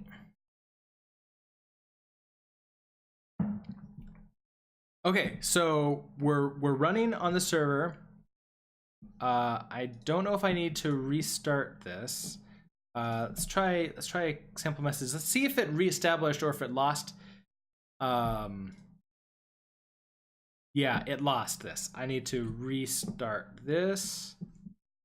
What I'll probably need to do is on the front end, implement some kind of code where if it loses the connection, it retries every once in a while. So we've got our hello from the server. We should now be active with everything, and we should be able to receive messages with the appropriate information in it, which in this case is going to be a stringified JSON. Let's send something. So like hello. We get nickname. Oh, interesting. Look at that. No quotes.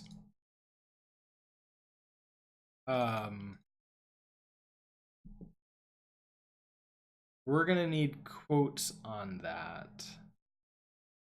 So the main reason for that, let's actually open up a new tab and go update this file itself. This is on my desktop. We just have everything right in here. So we have our new WebSocket server, socket send. So we're initially sending a hello server right away. Add event listener, message, console log, message from server. So what I really want to do here, oh wait, open this in Vim, that's fine. I can just update this here. So what I really want to do here is just do const message equals event.data JSON.parse event.data. The problem that we're gonna run into is this is gonna error because I don't have quotes around it. Then what I can do is console.log the message. I just tried to do Command C, or Command S. I did create a new repository on GitHub about Twitter auto follow back with Python a few hour ago. I don't know what's next. Like what project to work on next? Is that what you're asking? Okay, so if we save this, we hit refresh. Hello from the server. Let's send a test message out.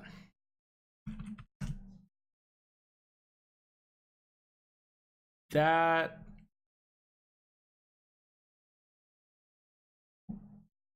didn't update here. I changed it here.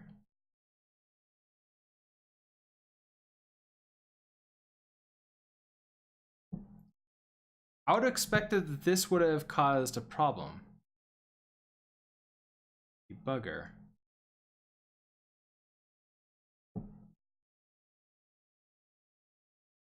I can hit in there.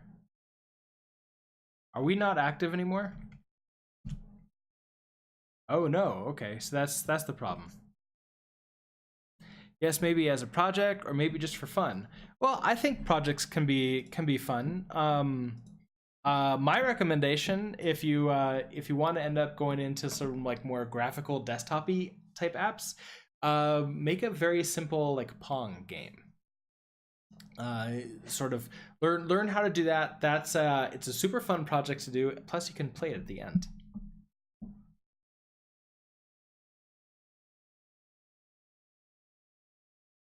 So this. Oh, wait a second. Add event listener. Our changes aren't here.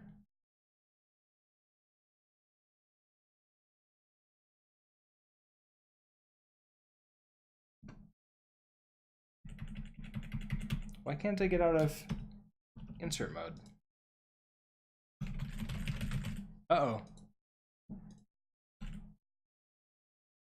I somehow froze Vim.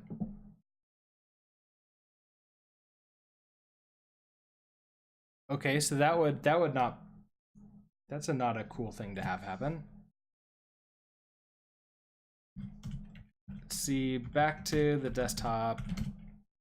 Now we have that swap file. Let's go ahead and remove it. I'm just gonna open up the code here because that's gonna be better than just using Vim when it crashes on me.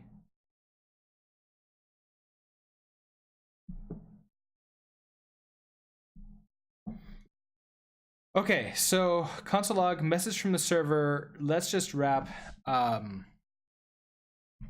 Let's just thing where we say, okay, const message equals JSON.stringify. It's going to be the event.data. And then we want to give this message. Okay, so if I do that, save that file, come back to here, hit refresh. All right, this is much better. We got our hello from the server. I shouldn't need to restart the server every single time we run this. But I could see. Okay, so I think I know what happened. Because if I send a message here, I don't think anything's gonna come through. So hello. Yeah. So here's what's going on. In the WebSocket, I closed the connection because I refreshed, it closed the connection. So that closed the thread. I don't think this is working anymore. Because we have WebSocket spawning. So I think I need to restart the server.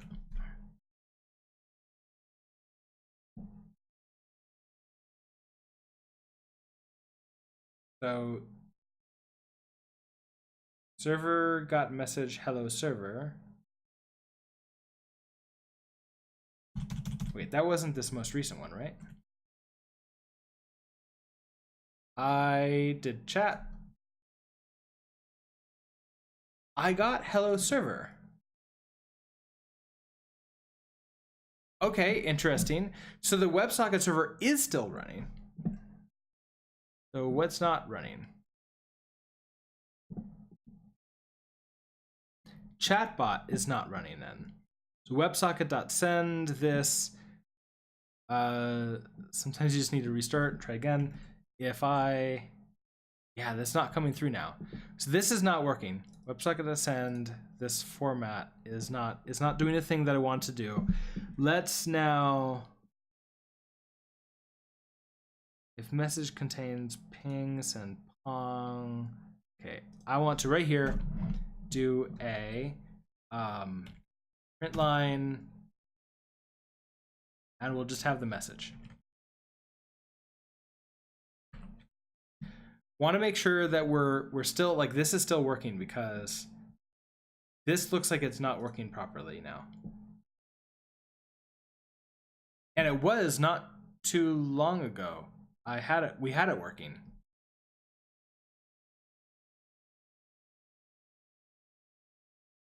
Because I remember we were able to get that on the front end. Okay, so the other thing is, maybe it is coming. Can I, under network, can I see the WebSockets?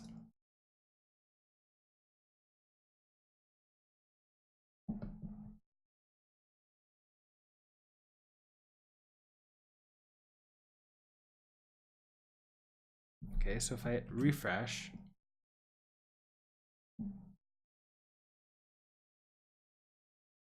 okay, so get to here. Here's our WebSocket.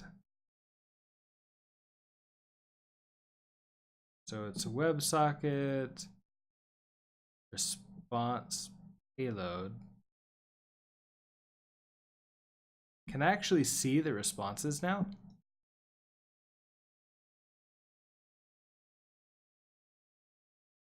Do you know how to make this bot as a viewer without API access?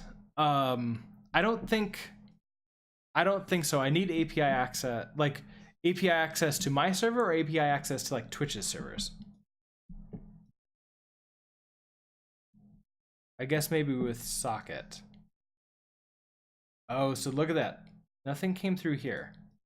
Although I don't actually know if this is where the responses come through. Did WebSocket spawning, hello server.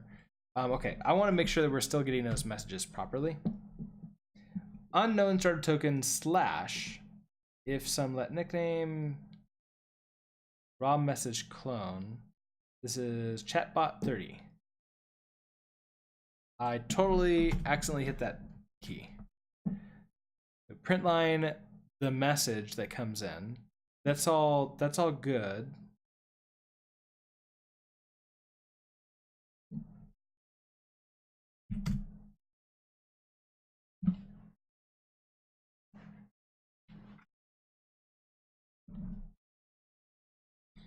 Okay, that should be running. We can come to the front end, hit refresh. We got server got a message, hello server, WebSocket spawning. So here we can say hello. We get hello here, and we don't message from server. So 29.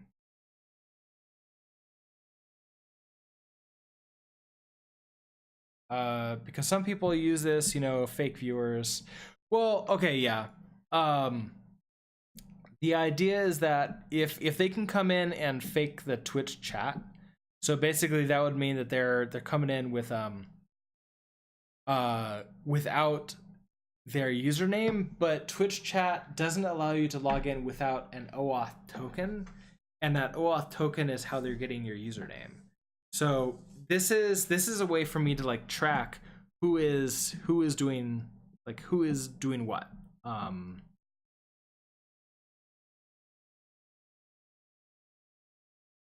So I am suddenly getting this again.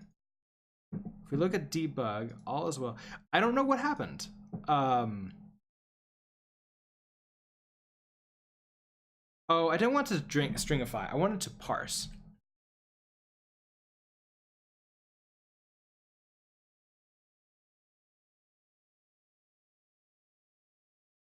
Parse, and this should cause errors. JSON to parse, unexpected token at line 1, column 1 of JSON data. Right, so if we send like another message, we get this again, don't we?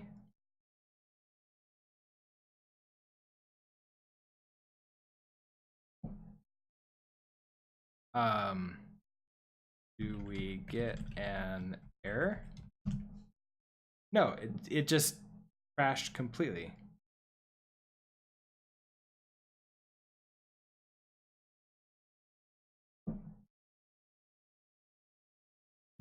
Now the server is still running, so I just like it just crashed and is no longer processing these. Okay, so let's try. In here, WebSocket format, we need to nickname. How do I wrap these in quotes now? Actually, I could probably just use single quotes because it's JavaScript. It doesn't care. Single quote. So the backslash for that would be correct. I'm just going to use single quote in this case. That's really annoying. That backslash works sometimes, but doesn't work other times. Okay, so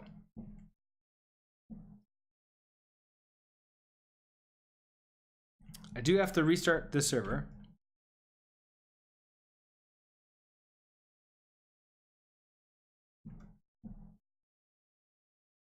That's running. We'll restart here.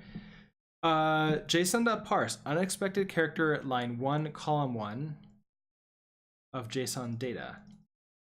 Oh.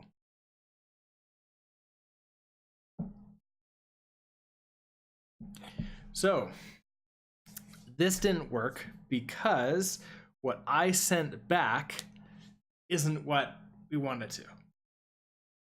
And that's mainly because I sent this. No, not this ping pong. In here. I sent a message to them and they just sent it right back to me.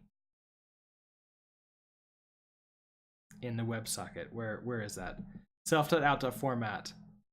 This entire thing. Whatever I sent to that. I'm testing and resetting bot. Please give us response with attention. Let's see. It seems like as soon as this crashes, actually it happened again, so that's fine. Let's try in here when we send hello server. This would be best. Check the network response.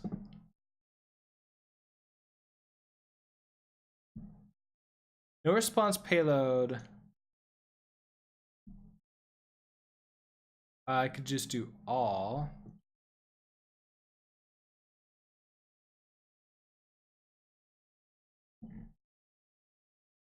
There's not really anything. I don't know enough about WebSockets to know how to read this properly.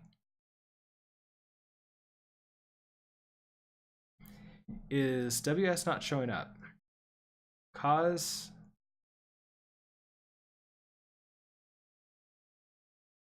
if I hit refresh, well, you know what? I'm getting this right away, but I can fix this. So instead of sending hello server, I want to send a ping.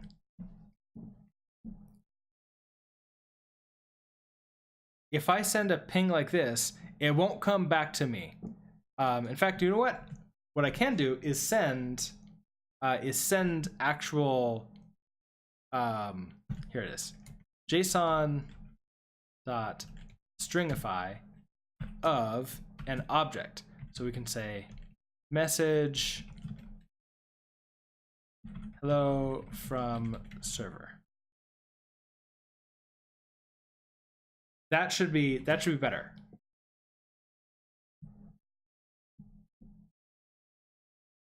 Here we go. Object hello from server.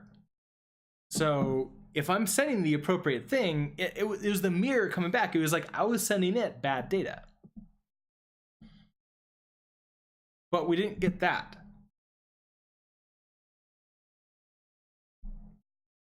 This got it. But we didn't get it up here. And I'm not fully sure I understand why. Because that should come through, like if I do another hello, yeah, this is not coming through. If I hit refresh, so that's not coming through. It's printing out here. So let's find out, is it in chatbot, is it sending out through this WebSocket.send? We have an else here. Let's do let's do this right here. So let message, so let response equals, we're going to format this in this way.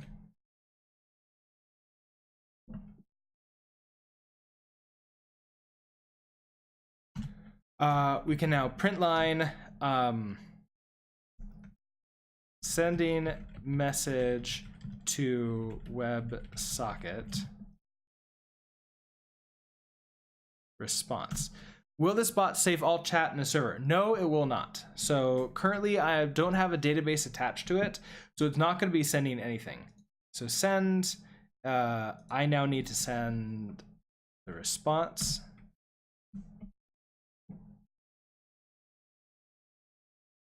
If we're not getting this message out, if we're not getting this in a terminal, then that explains why it's not coming up through the WebSocket.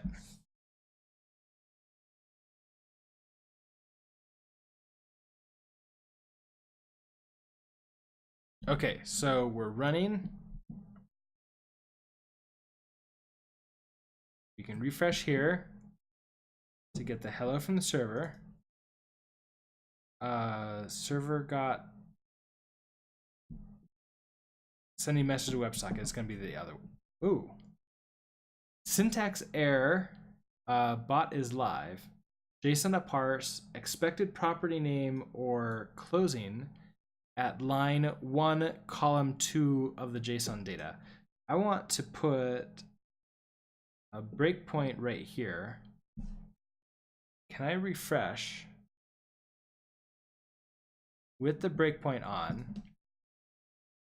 Say hello. It's not.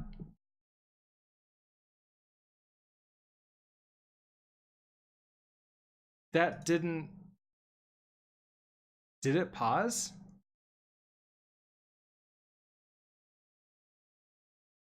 I don't think it did.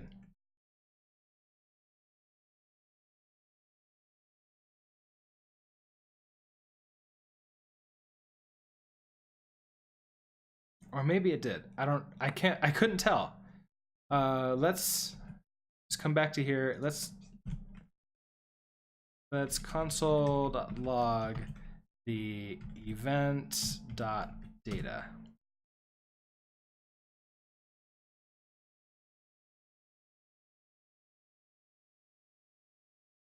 Okay, so take a look.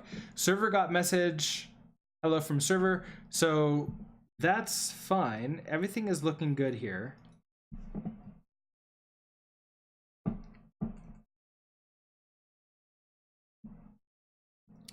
Message from server, hello from server. Message, hello server. If we do another hello, nothing at all. But we got hello, sending a message to WebSocket, nickname, Zerker, message, hello. I don't know why I opened you up. Okay, so for some reason, the WebSocket isn't sending out. Some people chafe all chat when they need data to ban or timeout user. Boom. Yeah, I'm not gonna worry about that right now. It would be relatively trivial, I think, to like add in a database or probably add in another database server and like send this data on over. Basically, right here is where I'd send that. But right now, let's take a look at what we got going on. So this response is working.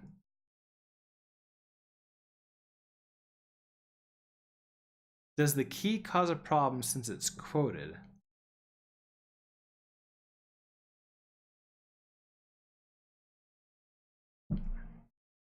See terminal.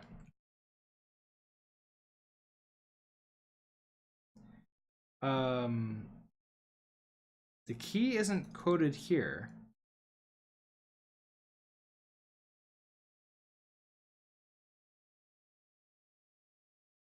Does the key cause a problem because it's quoted? Hello from...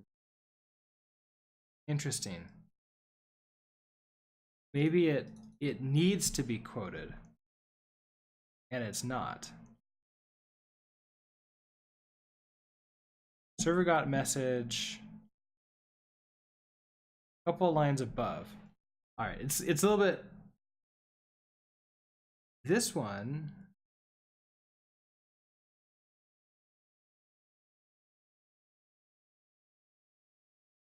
It's the. Oh, this one. Server got message. Hello from server. This is what I'm receiving from JSON.stringify. So I didn't properly make the JSON here. Okay, so format, nickname, this needs to be quoted. So we are gonna have to use the escape here, because it can only use double quotes. Fun, fun. Also, you need to be escaped.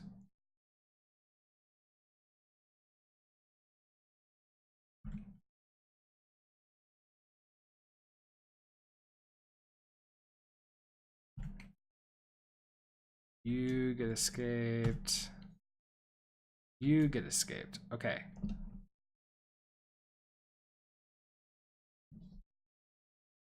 Let's rerun you. Yeah, don't worry about that, Miguel. I ended up getting it. So I think I was looking at the wrong place. I was looking at like just sort of looking at the one I was sending, and I wasn't really looking at the one I was receiving from JavaScript. So let's hit this again. Message from server. Let's try it again. So we want to see the appropriate thing coming in here. So let's try hello. Sending message to WebSocket, nickname, Berserker, message, hello. Also, if this JSON serializing becomes more and more complex, Serta is what everyone recommends for JSON and Rust. Oh, interesting. Hey, look at this. Message from server, Denny Fritz. So it is working now. Right, because that might be a thing where I might want to create a, yeah, it might be better to create a struct that has nickname and message in it. Then I can add in either a trait or some kind of method on it to JSON or JSON stringify it, and then I can just run that on it. So I don't have all of those, like it abstracts out the horribleness of the of stringifying the JSON.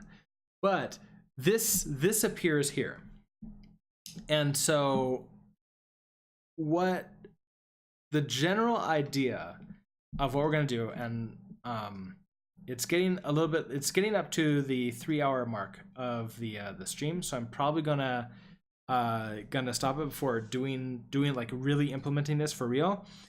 But the general idea is that we're going to push up all of these messages up to the front end.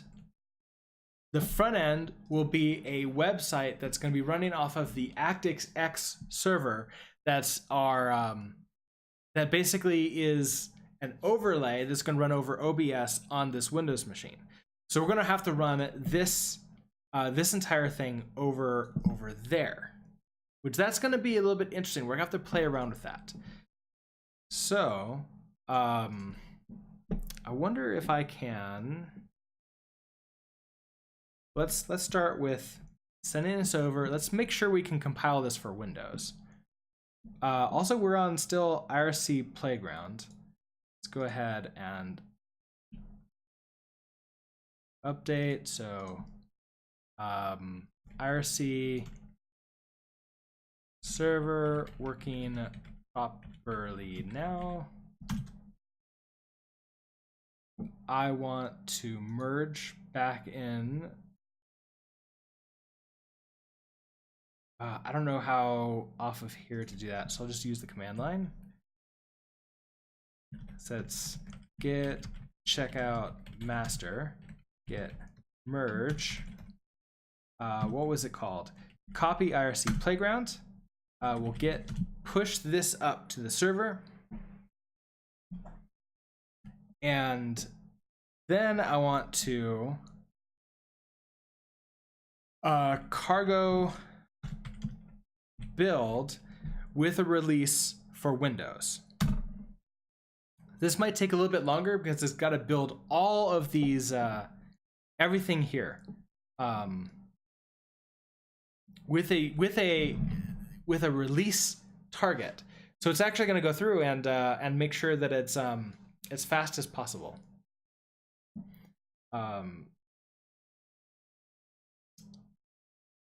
This actually might take a short while to do, right? Because it's got to go do Tokyo. All right, I'll just leave this running for right now. I'm gonna go get some more water, and I'll be right back.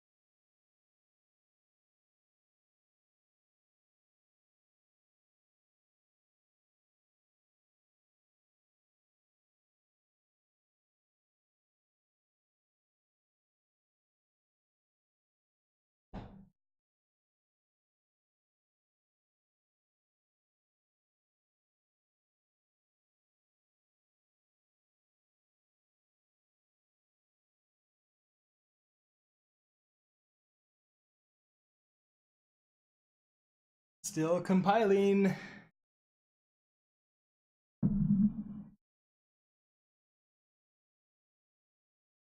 So it is already a dependency.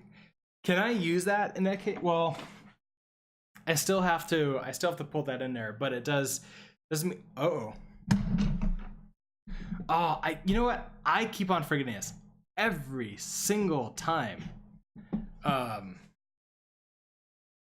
When we compile for Rust, when we compile for Windows, we have to add in a linking rule, which I did put into my wiki, so that's going to be easier to fix. I did, however, just remember that cargo, if I just do cargo build, I do want to remove some of these warnings here. So we have this unused import. So in WebSockets RS line 6, water is life and life thirsts. Yes. Okay, so unused imports, close code, and connect in WebSocket line 6. So WebSocket line 6, we don't need connect, and we don't need close code. So we'll save that. And then the other thing was unused variable server down here. So that server equals thread spawn. We're not returning or doing anything else like that. So we can just go ahead, let that go. If we do another build,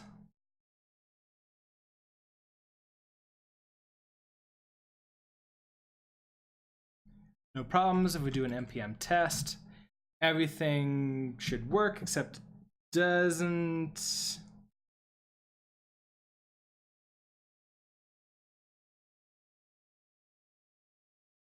No such file or directory package.json.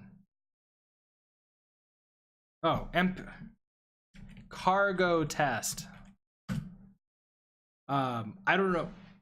My mind went to the wrong place with npm test. You probably don't want to use npm. I'm like, what is going on? Why are those errors so horrible looking? Okay, no.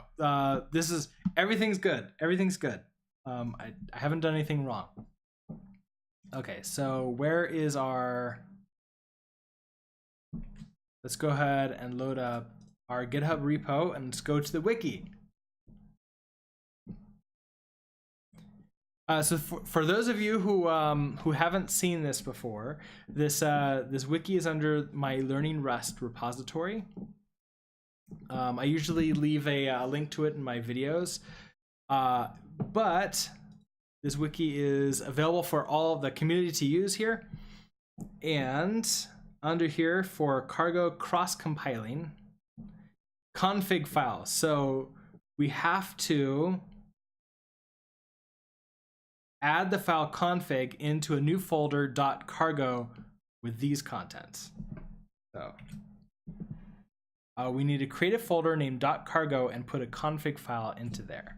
So make dr, that's really white, .cargo, and then we want to touch .cargo config, and then we can come into here and we have .cargo config, paste you in, hit save, and so now we're going to do a cargo build and this entire release. And in fact, I want to copy that command off. So while that's running, I'm going to come back to here and edit, compile with the command, bam.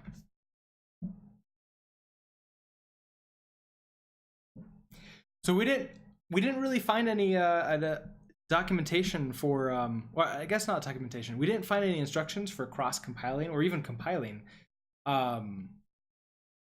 for release in the book. which was a little bit surprising. All right, so we've got our optimized release, and it installed it. We can take a look at where. It's under target x86-64 release, and where is it? Does the wiki specify where to put the config file? It should, yeah. It's this wiki here. Add the config file into a folder named .cargo with the contents below. I guess what I could do is make this. Add the file config into a folder cargo in the project root.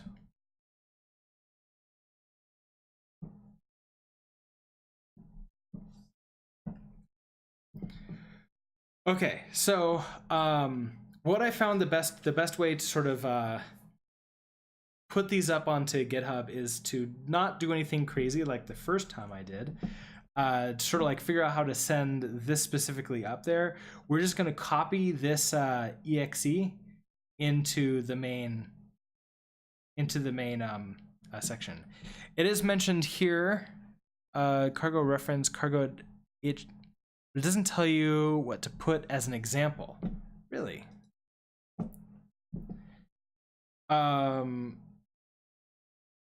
Oh, so it tells you where to put it. Right, linker stuff. Putting it at home.cargo config might serve you better. Really, you can do that? Okay, I might have to try that for next time. So put it at home cargo config. Let's try that right now. Okay, so I want to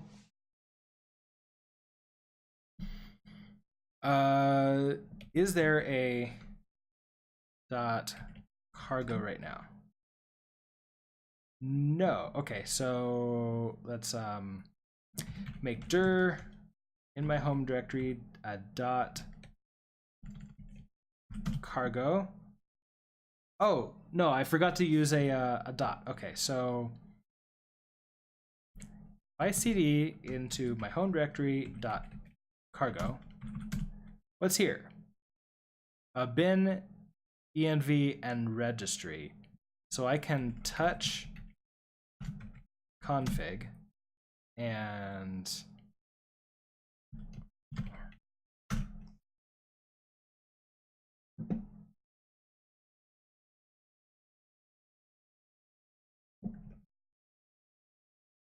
paste this in.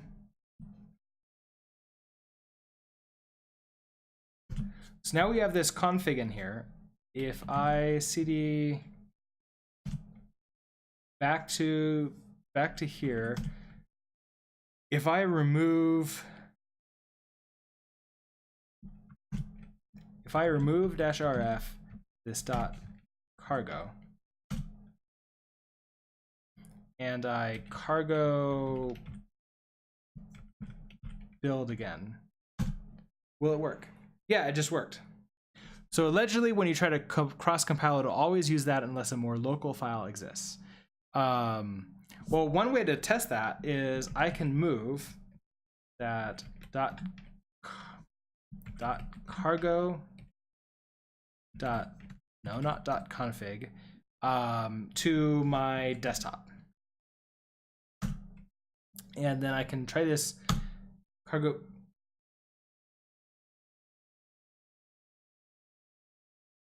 So it already did it. It didn't even try. So that's going to be really hard for me to verify.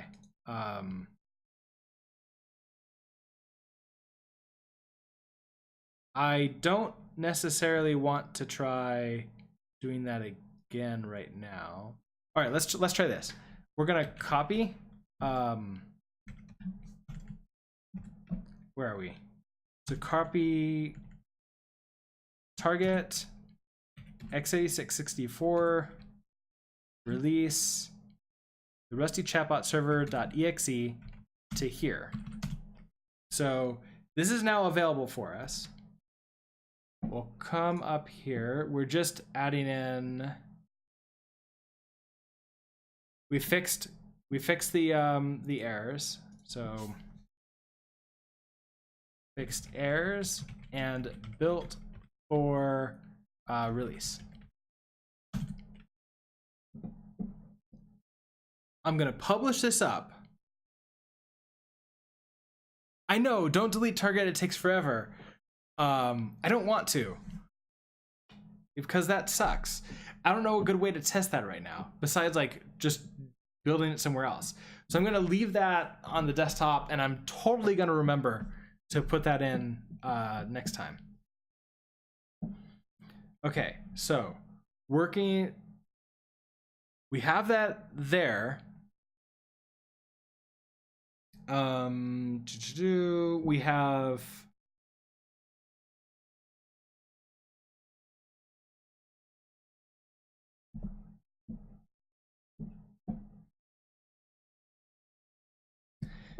We have this here. So what I want to do is now pull this over onto my Windows machine and try it. And we're gonna see whether or not we can get chat working properly. So let's transition. Let me make sure that everything over here is how I want it. Is there?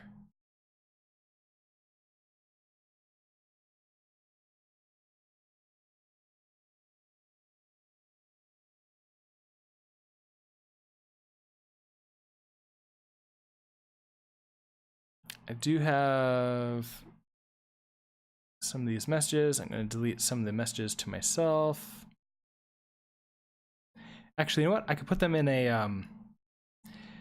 Yazil, it's nice to be here, but I gotta go. And you know, if you gotta go, you gotta go. Followed you. Goodbye.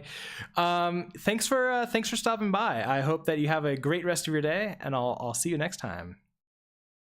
Okay, so I'm just not gonna worry about using Slack or anything. I can use GitHub and Gist for this. So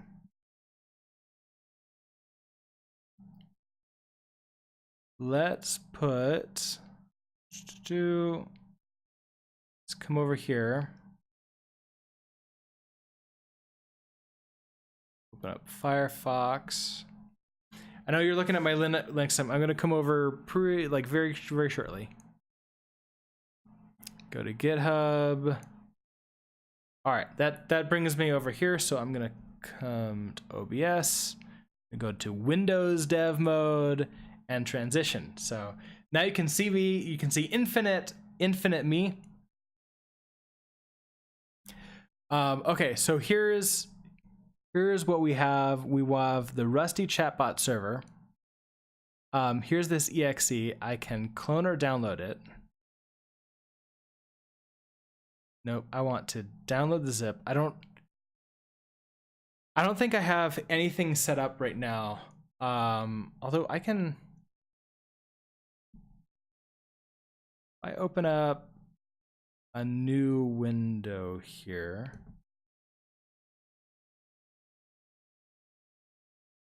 Here's a new window. Can I cd into downloads and do a, oh, I do have git clone, paste that in, cd into the rusty chatbot server. There is that rusty chatbot server. So if I just run it, thread main panicked at called result unwrap on error, value not present, libcore result.rs.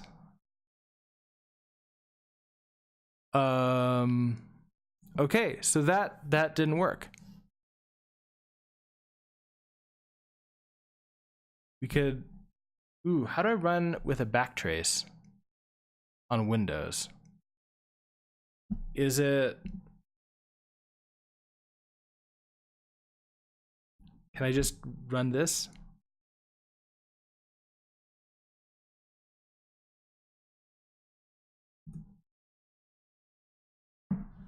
without the quotes? No. Okay, so that's not happy running this right now. That's a little bit sad that we're getting. Well, okay, so it's one of the unwraps on an error value not present. It would be a lot more helpful if that error that we were getting existed, because we have an unfortunate number of unwraps here.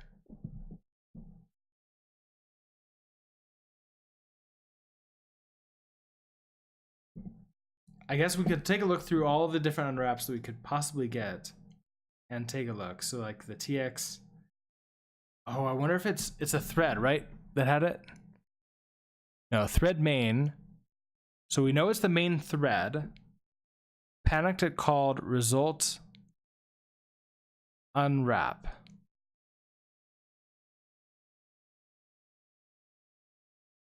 On an error value not present.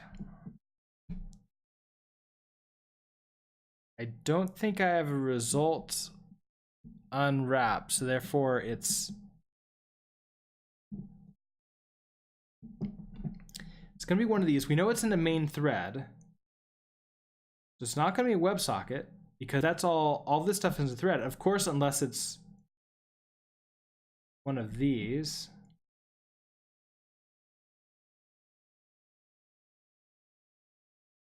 It's probably in lib. Well, it's going to be in lib, or it's going to be in, or it's going to be one of these other things. So this is a little bit annoying. There was also instantaneous. The best, I may have to run this. Well, I know, Danny, you run with Windows. So I'm a little bit at a loss for how to debug this one. So I may reach out to you, or I may just run this off of a Linux system.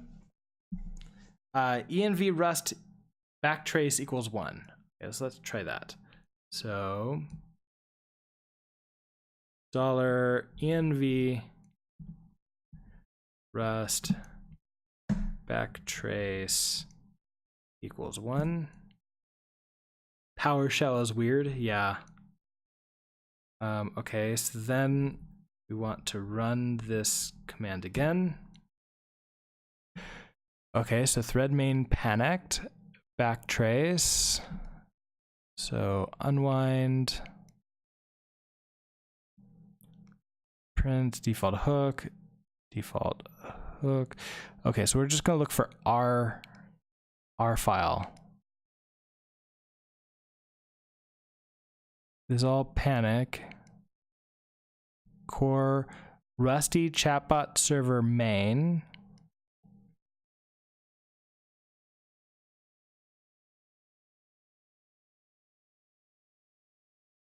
No line number. That's lovely. Main address server. So all I'm seeing is this rusty chatbot server main. Try setting rust backtrace to full. So full.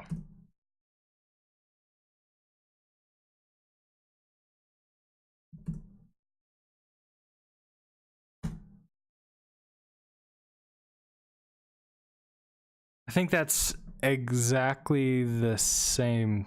Is that the same thing? It might be. No, it's slightly different. Okay, so panicking default, rust panic. So core main, a weird hash. So is that a location in memory?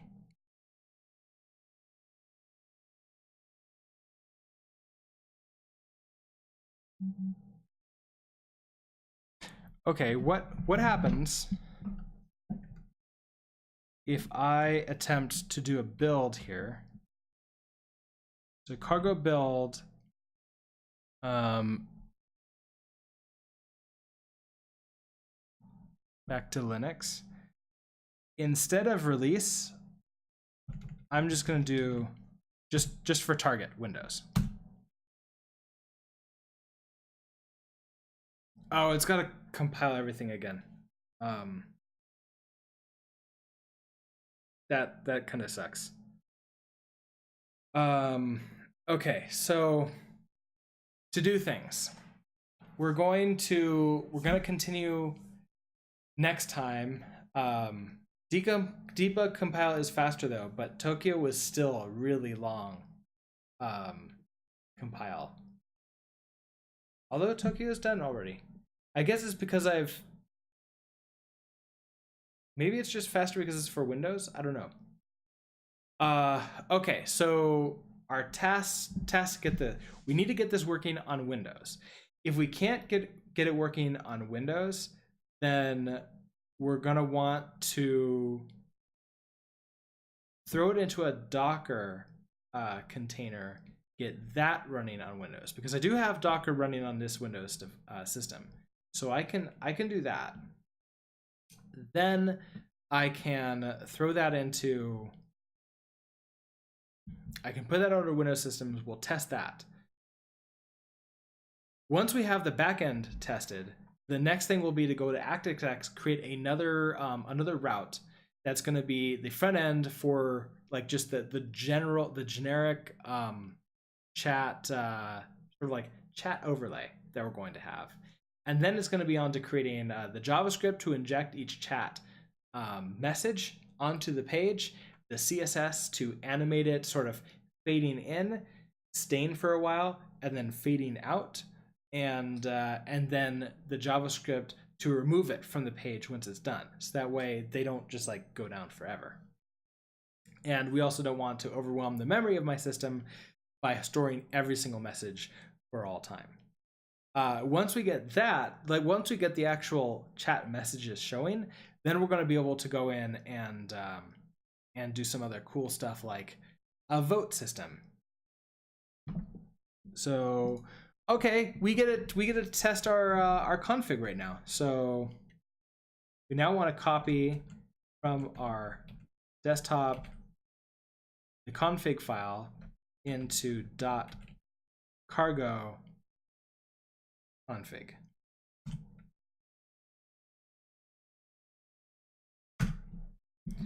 So rebuild this again. So we finished that. Let's now copy target x86 debug rusty chatbot server.exe.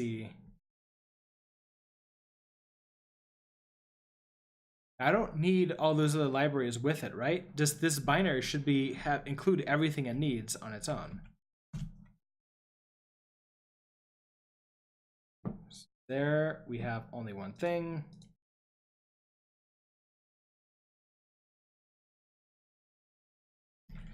Compiled for debug. We'll push that on up. Once that goes in, yeah, unless you want to step debug, you don't need the symbols file with it. Perfect. Suddenly my computer is acting really slow. This is taking forever to get up to GitHub.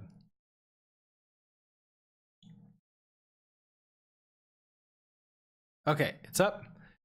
We'll switch it back to Windows mode. We'll do a git pull.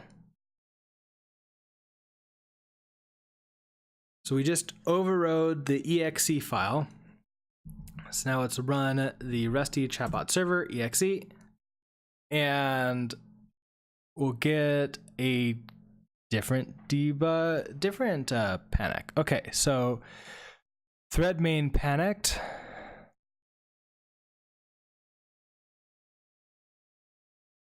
Backtrace. So libsys at print that, panicking, default hook, libsd, best begin unwind, panicking, unwrap failed. So core result te fun unwrap at rust source lib core still. Rusty chatbot server main at source main rs line 7. Is there anything else? So that's libsd.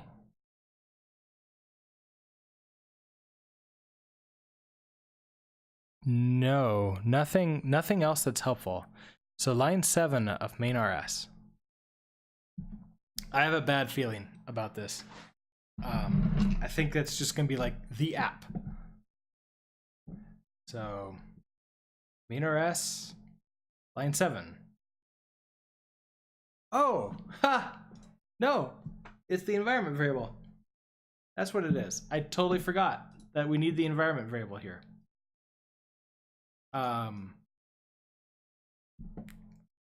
So that's a problem. So I'm not sure how to securely put an environment variable into that system. Or you should just handle it without an unwrap. I should, but it can't work without that environment variable. What I should really do is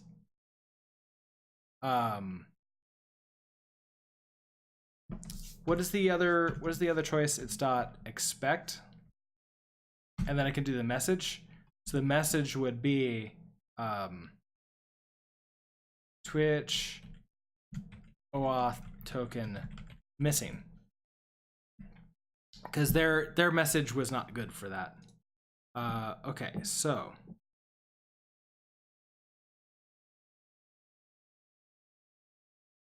okay, I think what I'm gonna do is continue this on tomorrow morning. I do vaguely remember seeing that there is a crate. Go to crate scenario. There's a crate for .env.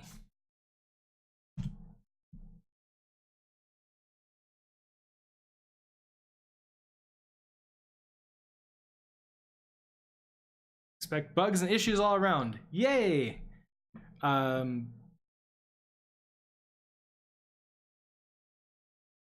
Storing environment.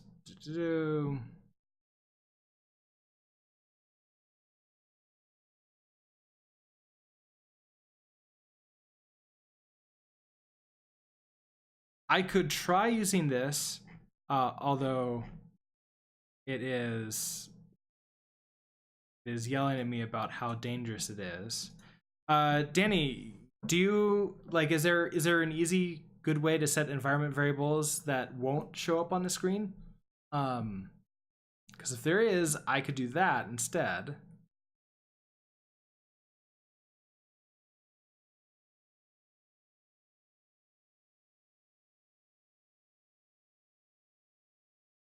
You haven't done any env var things. Okay, so I'm gonna just leave this off until tomorrow. You haven't made any servers past hello world. Okay, so I'm either gonna have to do this.